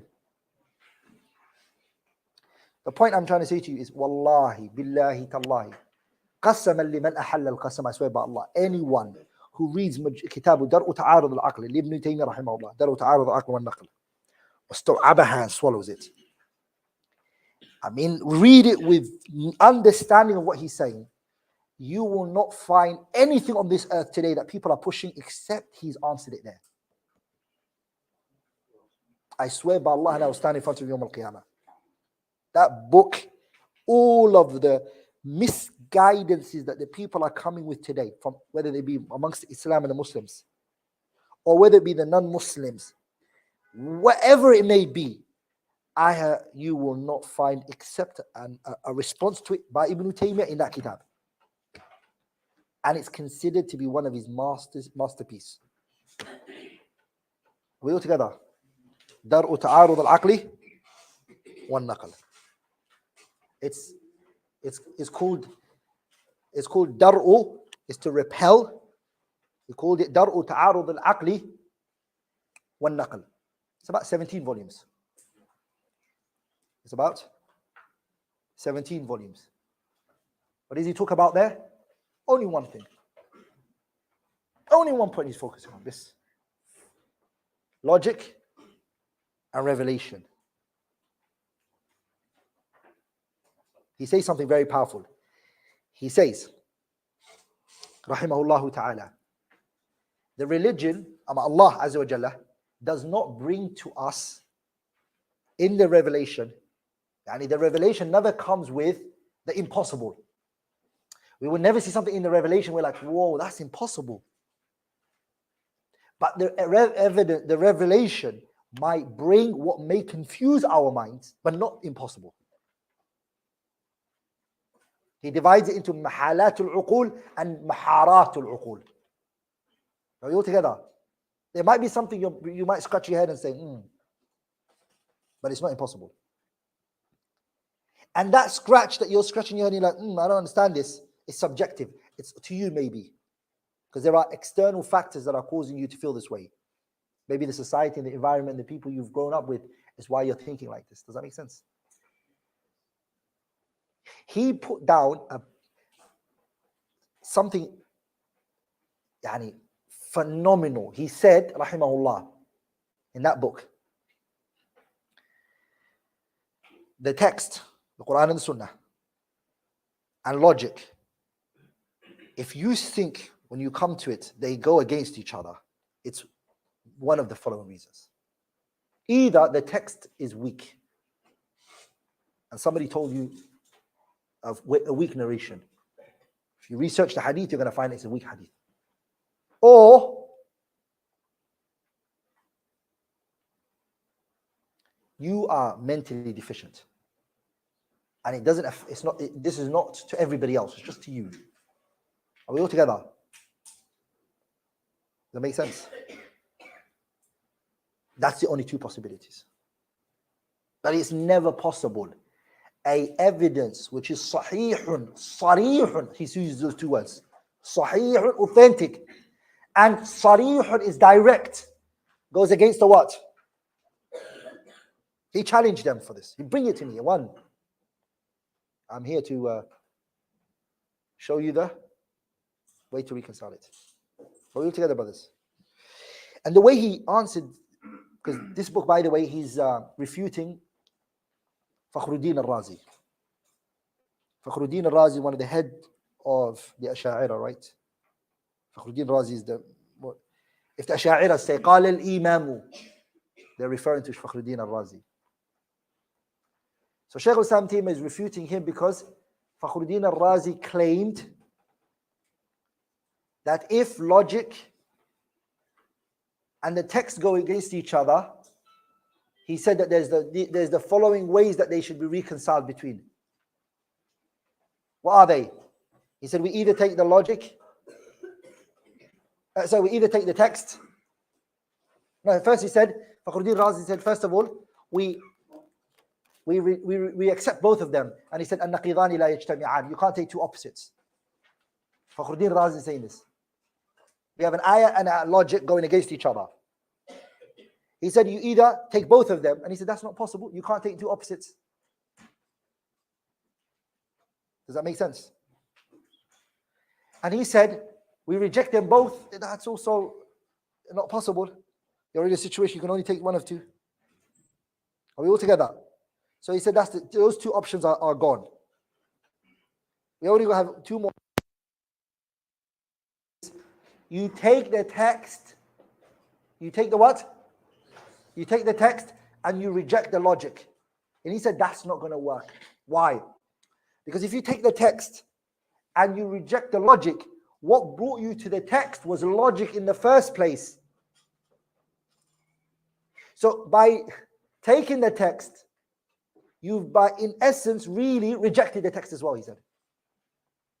Does it make sense? Because it's logic that brought you to the text in the first place. So if you dismiss logic and you take the text was sitting on logic. You pulled out logic, the text goes, it falls. There's no text anywhere for you. Okay? So the only option you have, which is the fourth, Fakhruddin Razi said, is you take the logic and you dismiss the text. And that's what the Asha'ira are upon. Ibn Taiymiyyah came and said, this is qawlan azima.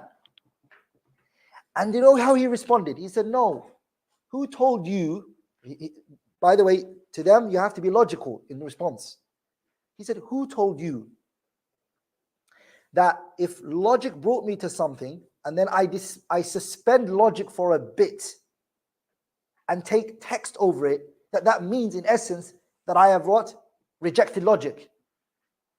Rejected text. He said, I'll show you that is a flawed argument. How? He said, let's say you wanted to go to a doctor.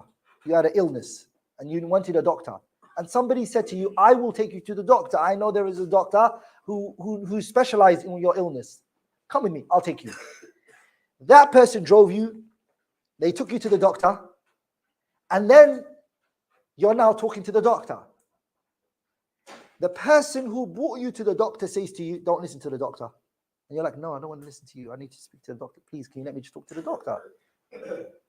Can I just please talk to the doctor? And the person says, why are you dismissing me for? I was the one who brought you to the doctor in the first place. Does that make sense? Ibn Taymiyah, he said, you just rejected the person who brought you to the doctor, because now that they brought you to the doctor's going to tell you what your illness is and what medication you take. If logic brought you to the text, I can suspend it if I want to and just take what? The text. Does that make sense? Does that make sense what he said? That's just him refuting them in that regard.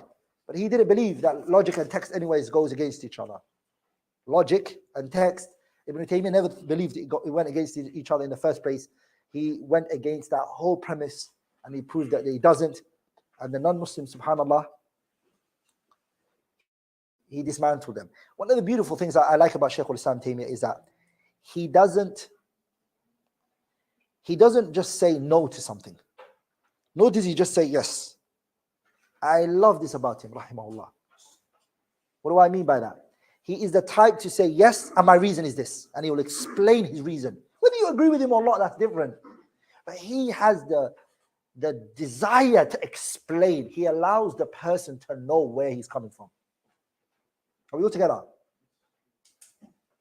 One of his most powerful statements is, he said, فَإِنِّي كُنْتُ دَائِمًا أَعْلَمُ أَنَّ عِلْمَ الْمَنْطِقِ لَا يَسْتَفِيدُ مِنْهُ لا يحتاج إليه الذكي ولا يستفيد منه البليد ولا ينتفع منه البليد فإني كنت دائما أعلم أن المنطق اليوناني he said I always knew that Greek logic لا يحتاج إليه الذكي, the smart person does not need it, ولا ينتفع منه البليد, and the dim-witted one, the dullard person, okay, will not benefit from it. And he said, my reason is the following. And he wrote a whole kitab on it called الرد على المنطقيين.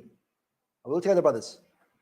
Where he proves, because logic is the logic is built upon what? It's built upon two things.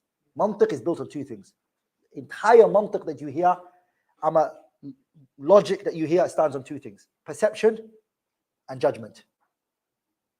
Perception, what they also call conceptualization of something. To conceptualize something and to pass a judgment on it. You all heard the famous statement of the scholars, al-hukmu ala shay'un far'un an tasawwuri. Before you place a ruling on a matter, you have to have a perception of it. Does that make sense? So logic is define this thing and then pass a ruling on it. Ibn Taymiyah went after them on the issue of a tasawwur, perception and conceptualization. What does it mean to conceptualize something? And are the Greek logicians, are they correct in their methodology? That's a long story. I don't want to bore you with that. But he was a hamilu liwa'i, a hamilu rayatihi. He was carrying the banner of even the sciences that Plato, and Socrates and Aristotle claimed. He, the Shaykh rahimahullah ta'ala, was above and beyond them. Are we all together, brothers? One of the people who pushed the works of Aristotle and just were all over it is Ibn Sina. Farabi came before Ibn Sina. Farabi explained the works of Ibn Sina, and so Ibn Sina came after Farabi, and he benefited from Al-Farabi. Shaykh al-Islam Taymiyah rahimahullah ta'ala, he dismantled Ibn Sina's positions and even proved that he himself doesn't actually know what he is talking about. ولذلك, that kitab, to learn Arabic for it is must. To study a lot of sciences is also a must. But a student of knowledge should take time out to study the works of Shaykh al-Islam Ibn Taymiyah. I don't believe that today anyone can be without it. It's a must. You have to. It's a must. Ibn Taymiyah's works is a must. I'm not saying blind follow everything he says, but it's a must. There's two men that occupy the world, and today's ideologies, they stand on these two men. Everyone who comes stands on the shoulder of these two men. One is Ibn Taymiyah and the other one is who? Ibn Taymiyah is under Ibn al-Qayyim. The world today, the groups of people that are fighting today and all the disagreements and back and forth in the world that you see today stand on two big men's shoulders. Who are they? One is Ibn Taiymiyyah and the other one is Imam Shafi'i and Ahmed bin Hanbal. All Ibn Taymiyah represents them. Yeah?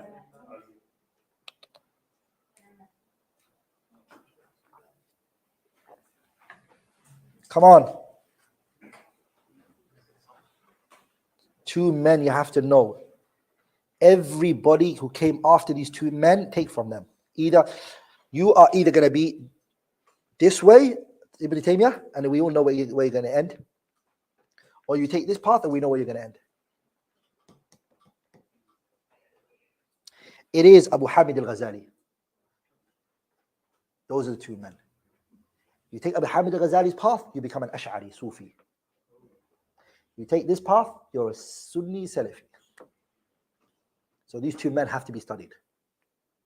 The impact that Ibn Taymiyyah had on the world, Abu Hamid al-Ghazali had that as well. With all honesty.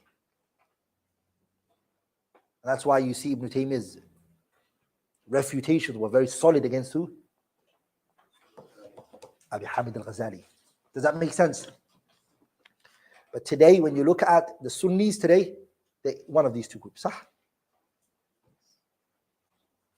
The Asha'ira and the Sufis, Abu Hamid, صح? The Salafis, Ahlul Hadith, what did they say? Ibn Taymiyyah, صح? ولذلك الشيخ محمد رشاد سالم, Sheikh Muhammad Rashad Salim, who specialized in the works of Ibn Taymiyyah that I mentioned to you guys, he's written a book called, what did he call it? You can find it online. It's, I don't remember the name of the book. Muhammad Rashad Salim. It's basically between Ibn Taymiyyah and Abu Hamid al-Ghazali. He writes, this is what Ibn Taymiyyah was, and this is what Abu Hamid al-Ghazali is. Yeah? Muhammad al-Ghazali was yesterday. Muhammad al-Ghazali was yesterday, meaning he was recent. Yesterday is a figurative speech. I don't mean yesterday. He's recent. We're talking about Abu Hamid al-Ghazali. You know Abu Hamid al-Ghazali, right? Yeah? Yeah? The author of the kitab, Ihya Ulumuddin, he has Ihya Ulumuddin. He has a kitab called Al-Qistas al-Mustaqim. He has a kitab called Al-Munqidh min al-Dalala. He has another kitab called Tahafut al-Falasifa. He has another kitab called Al-Mustasfa, which he wrote in Ilm Usulit.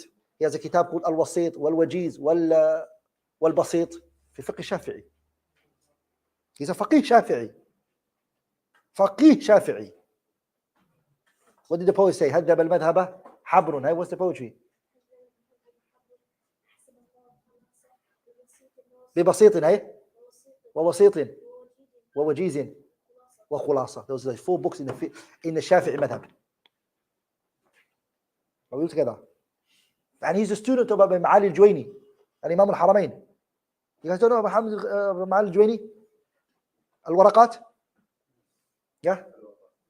The author of Al-Waraqat, Abu Ma'ali al-Juwayni, he's student of Hamid al-Ghazali. So you have to study all this, by the way, brothers. If you don't know it, no problem. In life, there's always a starting point. There's a place you have to start from, right?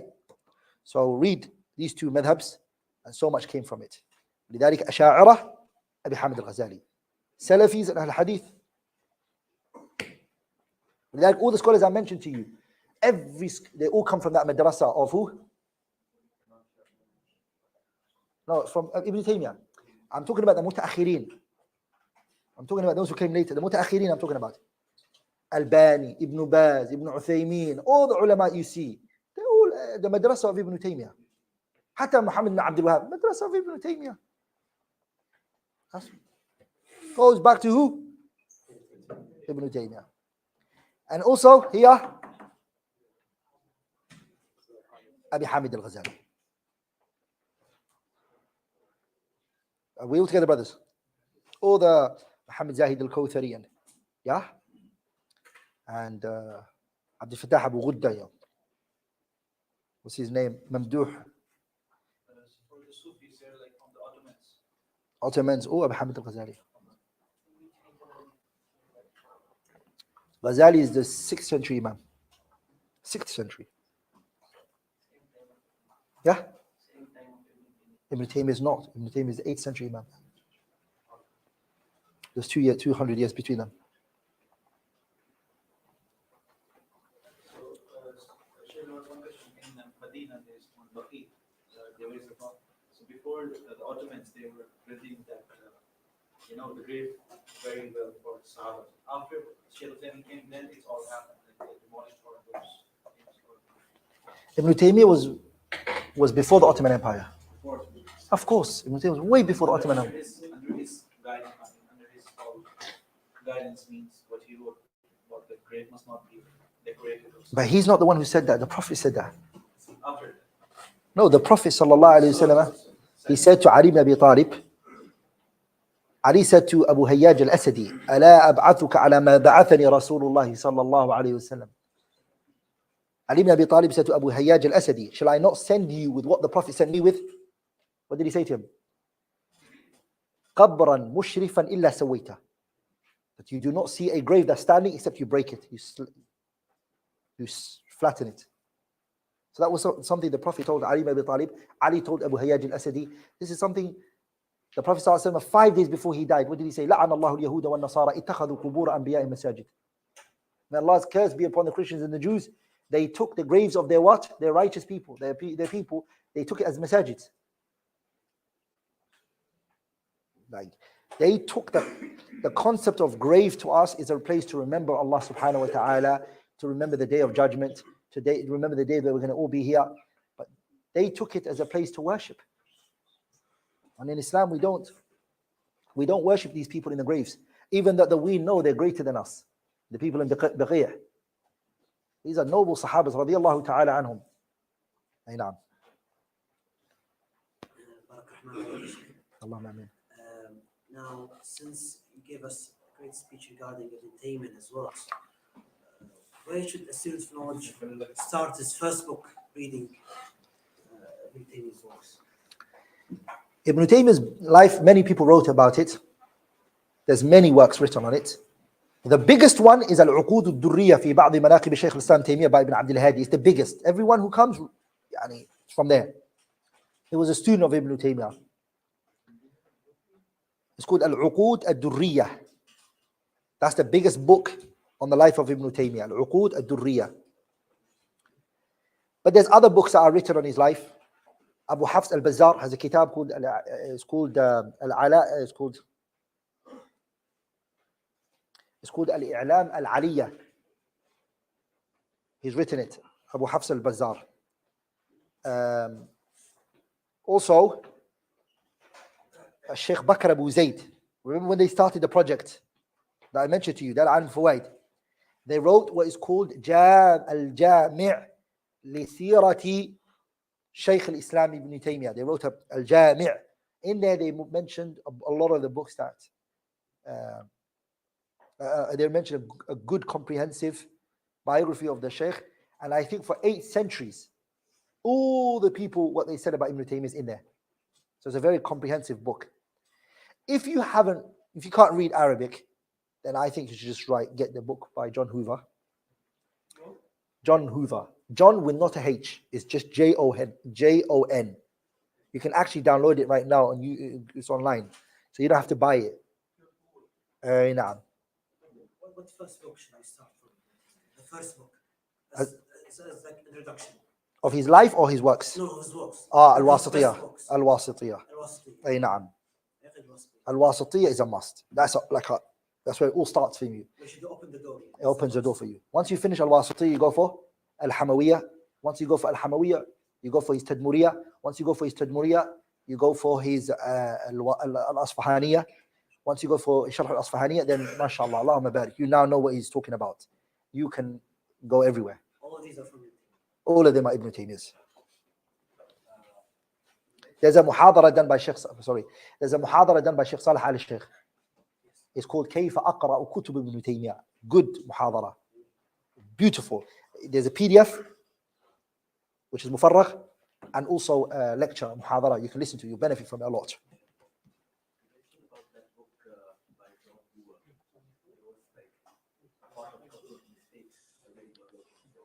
was like a two points mistakes I wrote on it. I can't remember now. But inshallah ta'ala, I want to planning inshallah ta'ala to do a lengthy series on the life of Ibn Taymiyah. Very lengthy. I'm going to do it when I go back to the UAE inshallah ta'ala, to talk about this man's life in great details inshallah ta'ala. And after that, I want to talk about every single works of his. I want to spend time explaining what this book is about, what he said in this book. Not teach the book, but really, I'm talking about over 100 videos on just him, rahimahullah ta'ala, and his works, focusing on each one, taking his Kitab al-Hamawiyah, okay, and explaining why he wrote this book, where he wrote this, what made him write it, what's the best publication for it, all of the things related to every single part after I finish his biography. Yeah? It's called Ibn Taymiyyyah or something like that, Life and Legacy or something like that. Just write John Hoover. Hoover is Jon, Hoover, Hoover. Yeah, it's only one book of Ibn Taymiyyyah. He's a non-Muslim. He teaches in the University of Nottingham in the UK, and he's specialized in Ibn Taymiyyyah. And from the Orientalist, of course, specialized for us is like, please. But like he specialized from the non-Muslim's perspective. All he does is just reads the works of Ibn Taymiyyyah. All he does is read Ibn Taymiyyah's works. Yeah, Ibn Taymiyyah. Yeah, John Hoover. That's it. What was the conflict with the ruler for which he was banned? That's a good point. Ibn Taymiyyah wasn't a rebellious person. He's like, from his biography, with all honesty, he wasn't anti-government. He wasn't telling the people to go against the government or things like that. It's just that he had views that did not sit well with the constitution of his time. Of course, as you all know, Salahuddin al-Ayyubi, rahimahullah ta'ala, may Allah bestow his never-ending mercy onto him, when he took over Egypt after the Crusades and he destroyed them and everything, what pushed amongst the Muslims was a belief called Ash'ari belief. So it spread so much. It became the dominant view for a long time. From the time of Salahuddin al-Ayyubi, and Salahuddin being a righteous man, a great man, a man who's done a lot for Islam and the Muslims. Mahmud Nuruddin Zanki rahimahullah was also the leader of the Dawlatul Ayyubiyah. And him and Salahuddin were related, right? So these two men were good men. But the Ash'ari belief was what they pushed onto the people. And once there was a fitna that happened called Fitnatul Qushayriyah in Baghdad, where the Hanabila and the Ash'ari had a big fight. So this really pushed Ash'ari to the most dominant idea. There wasn't anyone you would find except they were Ash'ari at that period of time.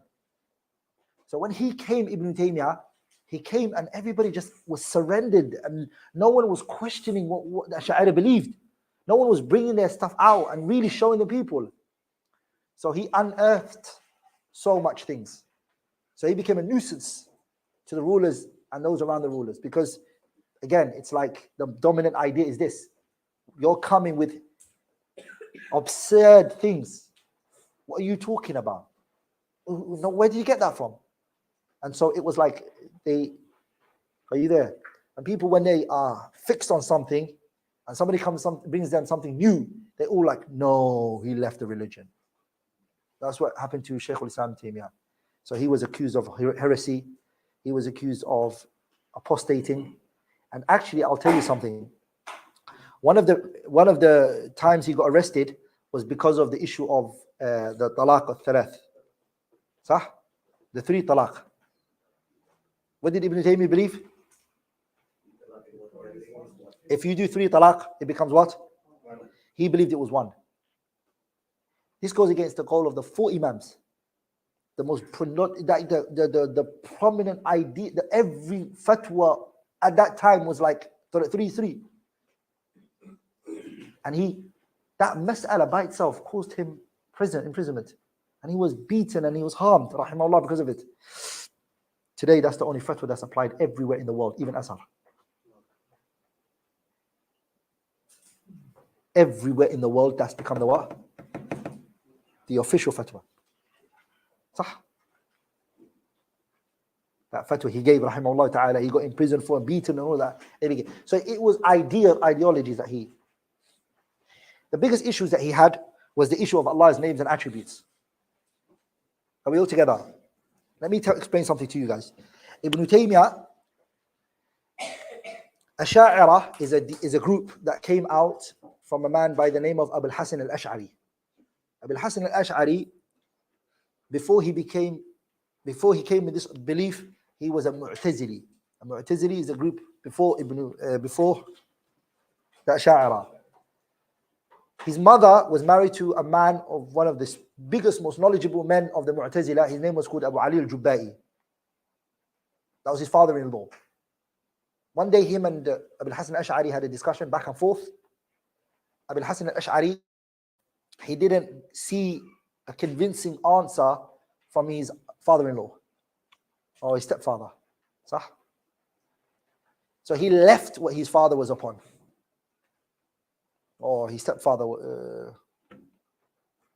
was upon, and he dismissed the belief of the Mu'tazila, and he started to refute the Mu'tazila. Now I want you to understand something. The refutation of the time was against the Mu'tazila. Everyone was refuting the Mu'tazila. Who was refuting the Mu'tazila? Ahmad ibn Hanbal, Abu Uthman al-Darimi. Everyone was Shafi'i. Everyone was refuting the Mu'tazila. They were hated. Everyone was against it.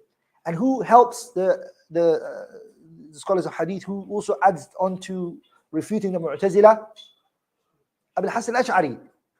And he's one of the best people to refute them because he was one of them.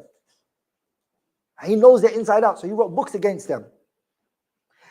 So now listen to this. He's not the target. No one's looking at him. The battle is this way. This man is not part of the problem. So that's where the Asha'ira came from. And no one was focusing on them. Hence why you don't tend to find a lot of refutations on them or against them at that time, because it wasn't them that was being dealt with. But as time went on, the Mu'tazila, the refutation and the criticism really put them down. It destroyed them. It destroyed them.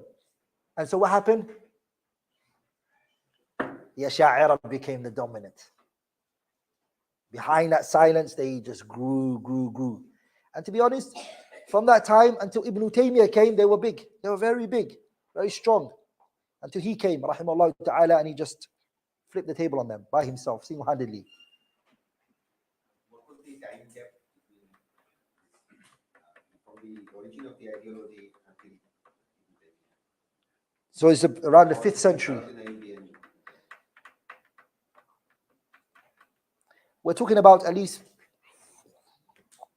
4,500 years, roughly, where the idea was being pumped.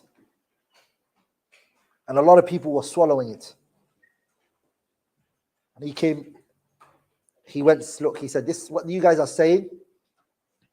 Let's go back to the original sources. Let's go back to where we should all go back to.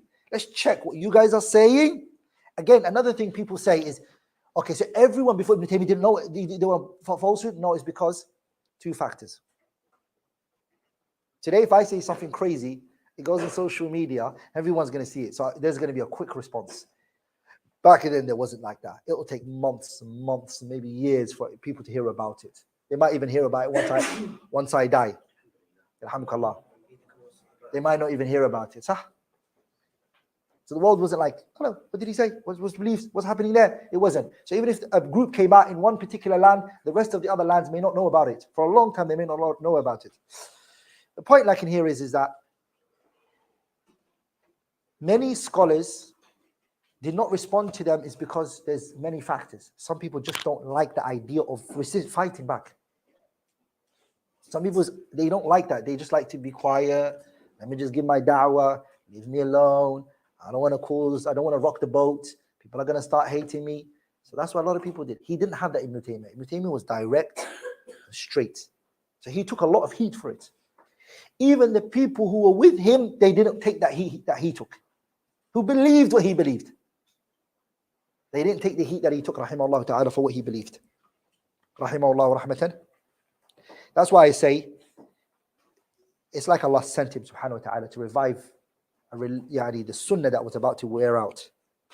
And as I said, you either like him or you hate him, but you're going to come across him in your life of Islamic studies. Ibn Taymiyyah is not a figure you can ignore. You can't ignore him, rahimahullah ta'ala. Last question. You mentioned about the text of Ibn Taymiyya. A lot of them are buried or burnt. And there are hundreds, thousands of works that are still. Are they preserved somewhere? Because there is a lot of publishers who will be publishing by his name. So how do we know it is really his work or somebody just? So these are two.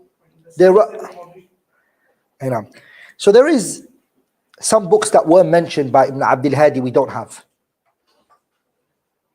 There's some name books that are mentioned and we just don't have. He's saying Ibn Taymiyyah wrote this book. We're like, where is it then? We just don't have it. So maybe 100 years from now it pops up. Another thing is his handwriting is known. 3, the content of the information that's in it. 4, the books get referenced by other people who wrote it from it. So sometimes we see the reference of this book, but we don't know where this reference was taken from until we actually find the book and we say, okay, Fulan referenced it and referenced it back to Ibn Taymiyyah. It's a science. And it's not just Ibn Taymiyyah. Any works like that, it's an entire science where people, the concept of attribution of books. Like for example, the kitab تنبيه الرجل العاقل في تمويه الجدل الباطل by Ibn Taymiyyah. When it came out, Dar Alim al-Fawaid, they got a lot of heat for it because a lot of scholars they said this is not Ibn Taymiyyah's works.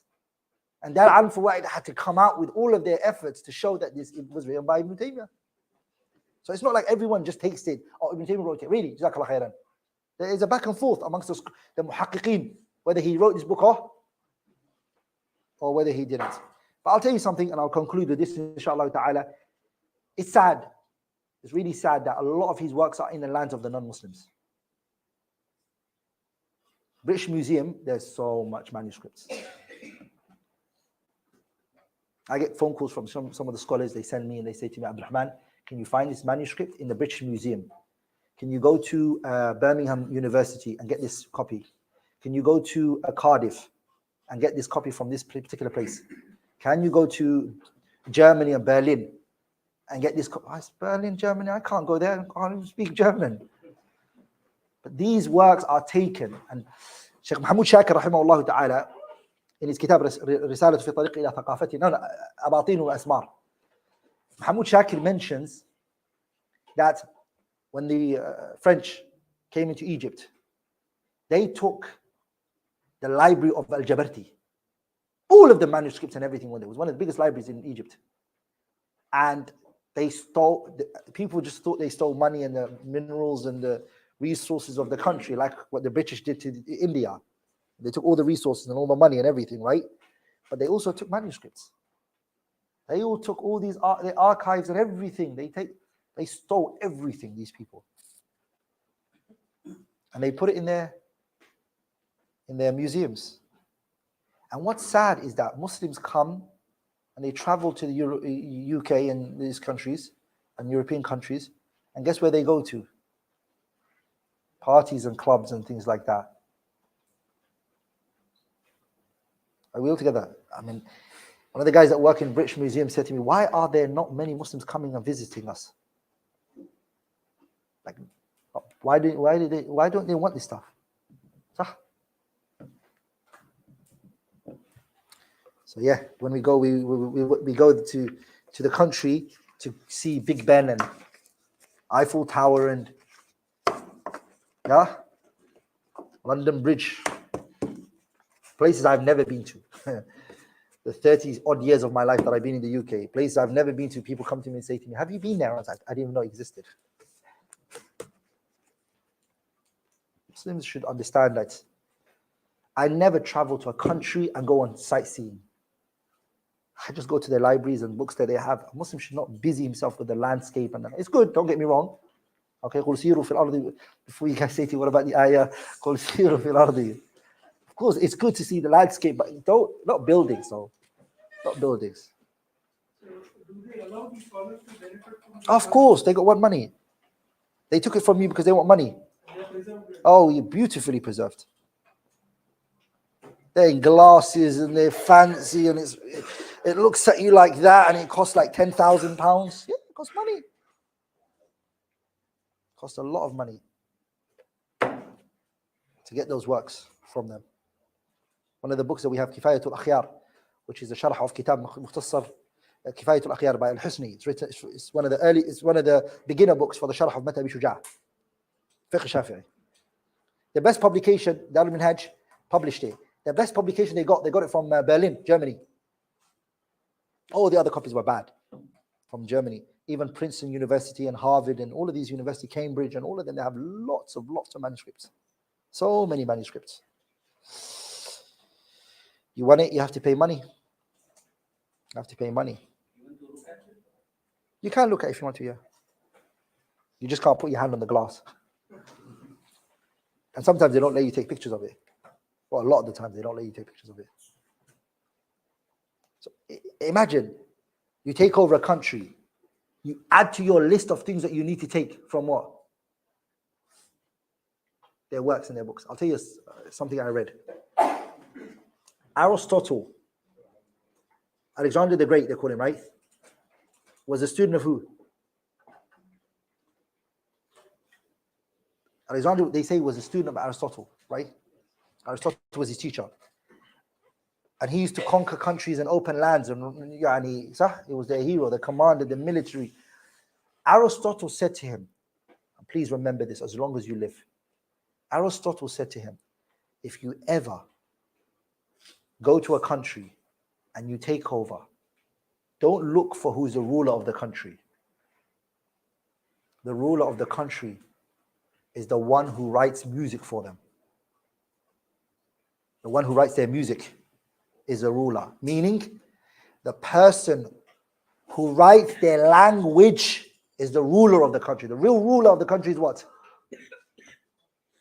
In other words, when the British and the British, they left India and they left other countries that they colonized, do you know what they left behind? The English language. Very powerful. One of the I read in one of the journals that was written by one of the commanders that went to India, wrote a letter to the general, and he said to him, if we ever, the British, the Mujrimeen, if we ever get put in a position where we have to choose between India and William Shakespeare, we're going to choose William Shakespeare. William Shakespeare is what? One person. India had the resources, the money, the wealth, and everything that India had, right? Meaning, who really controls the world is the person whose language is spoken. Are we all together, brothers? I'm shocked. My jaw drops when I look at people who've never been to Western countries who speak English. I'm like, how? You guys are all in Kuwait. And a lot of you might say, I don't speak Arabic. How is it that you speak English then? That's what they wanted. Are we together? I don't want to mention some countries because I don't want to be banned from going to it. There's a law, if you want to study the Arabic language, it's so much money. To study the English language, the British Council gives you basically no money. You can study English. Why? Why is the English language free? Why can I study English language? Why are you guys willing to teach me the English language for free, basically? And the Arabic language is so expensive. So much money is charged for people to learn the Arabic language. Are we all together, brothers? I am telling you, as long as you are absent from the Arabic language, you're losing out so much. You are an outsider from your own religion. That you've chosen to do this to yourself. Are we all together? I was reading, I love reading about the importance of the Arabic language. I know I'm going off topic, but when the Zionist government, Israel, wanted Palestine, and they took over Palestine, they didn't have a language. Hebrew was not a spoken language. It was a written language. It was a script. It was just it was like the Torah. How would they turn the Torah's language into their day-to-day conversation? This was one of the aqabat that came, one of the obstacles that they had. Are we all together, brothers? They were not going to only take that language, but they had to actually go out of their way to turn it into a modern language which can keep up with technology, which can keep up with all the modern things, and write a dictionary. That's what they had to think of. Are we all together? Why are they going to put all that money and that effort and that resource and that time into that language? Why don't you just dismiss it and choose English as their? Why? Are we all together? They knew that language bonds them to what? Language is just more than. Language is more than words that come out of your mouth. It's what? It's a way of thinking. If you speak Arabic, I promise you, and someone records you, your body language is different from when you speak English, and your body language is different from when you speak your mother tongue language. The whole demeanor, your whole body. I study linguistics. That's my field of study. When I went to uni, I studied applied linguistics. That's what I did my postgraduate into in university. This is when I wanted to know lugha. This. Are we all together, brothers? As Muslims, if the Quran was not Arabic, the Arabic language would have gone a long time ago. But because the world is pegged on what currency? The dollar. The dollar is the every currency was pegged on the dollar. Sah, true? Yeah. The Arabic language is pegged on the Quran. That's what's preserving it. Inna nahnu nazzalna dhikra wa inna lahu lahafidhun. Because Allah is protecting the Quran, and the Quran will forever be protected. No one can change it. That's why the Arabic language will live forever. But the people of that language, the Muslims, they abandoned it a long time ago. Are we all together, brothers? It's abandoned. So, inshallah, after this Torah or these sessions that we're having, what you guys are all going to do? Learn the Arabic language. You're going to be a free man, honestly. You're going to go to the ocean yourself and take from it. You're not going to need Miskin Abdulrahman, and you're not going to need anybody else. If your father wrote you a letter, and your father was a billionaire, and he wrote you a letter, and he died a day or two ago, and he wrote you a letter, and in there you could see some dollar signs, and you could see something there, but it's in a language you don't understand, what would you do? What would you do with that letter? You wouldn't just translate it. You would not just translate it. You would get so many different people to translate it for you because you're worried that the first person might have told you something wrong. So, you're going to make sure that this information is. Why? Because you want the dollar sign. How is that possible that the Quran that has better than a dollar sign? The salvation in this world and the hereafter is connected to it, and you don't even want to know what's inside it. Ask yourself that question and think about it. So then the dollar sign is more important to you than the what?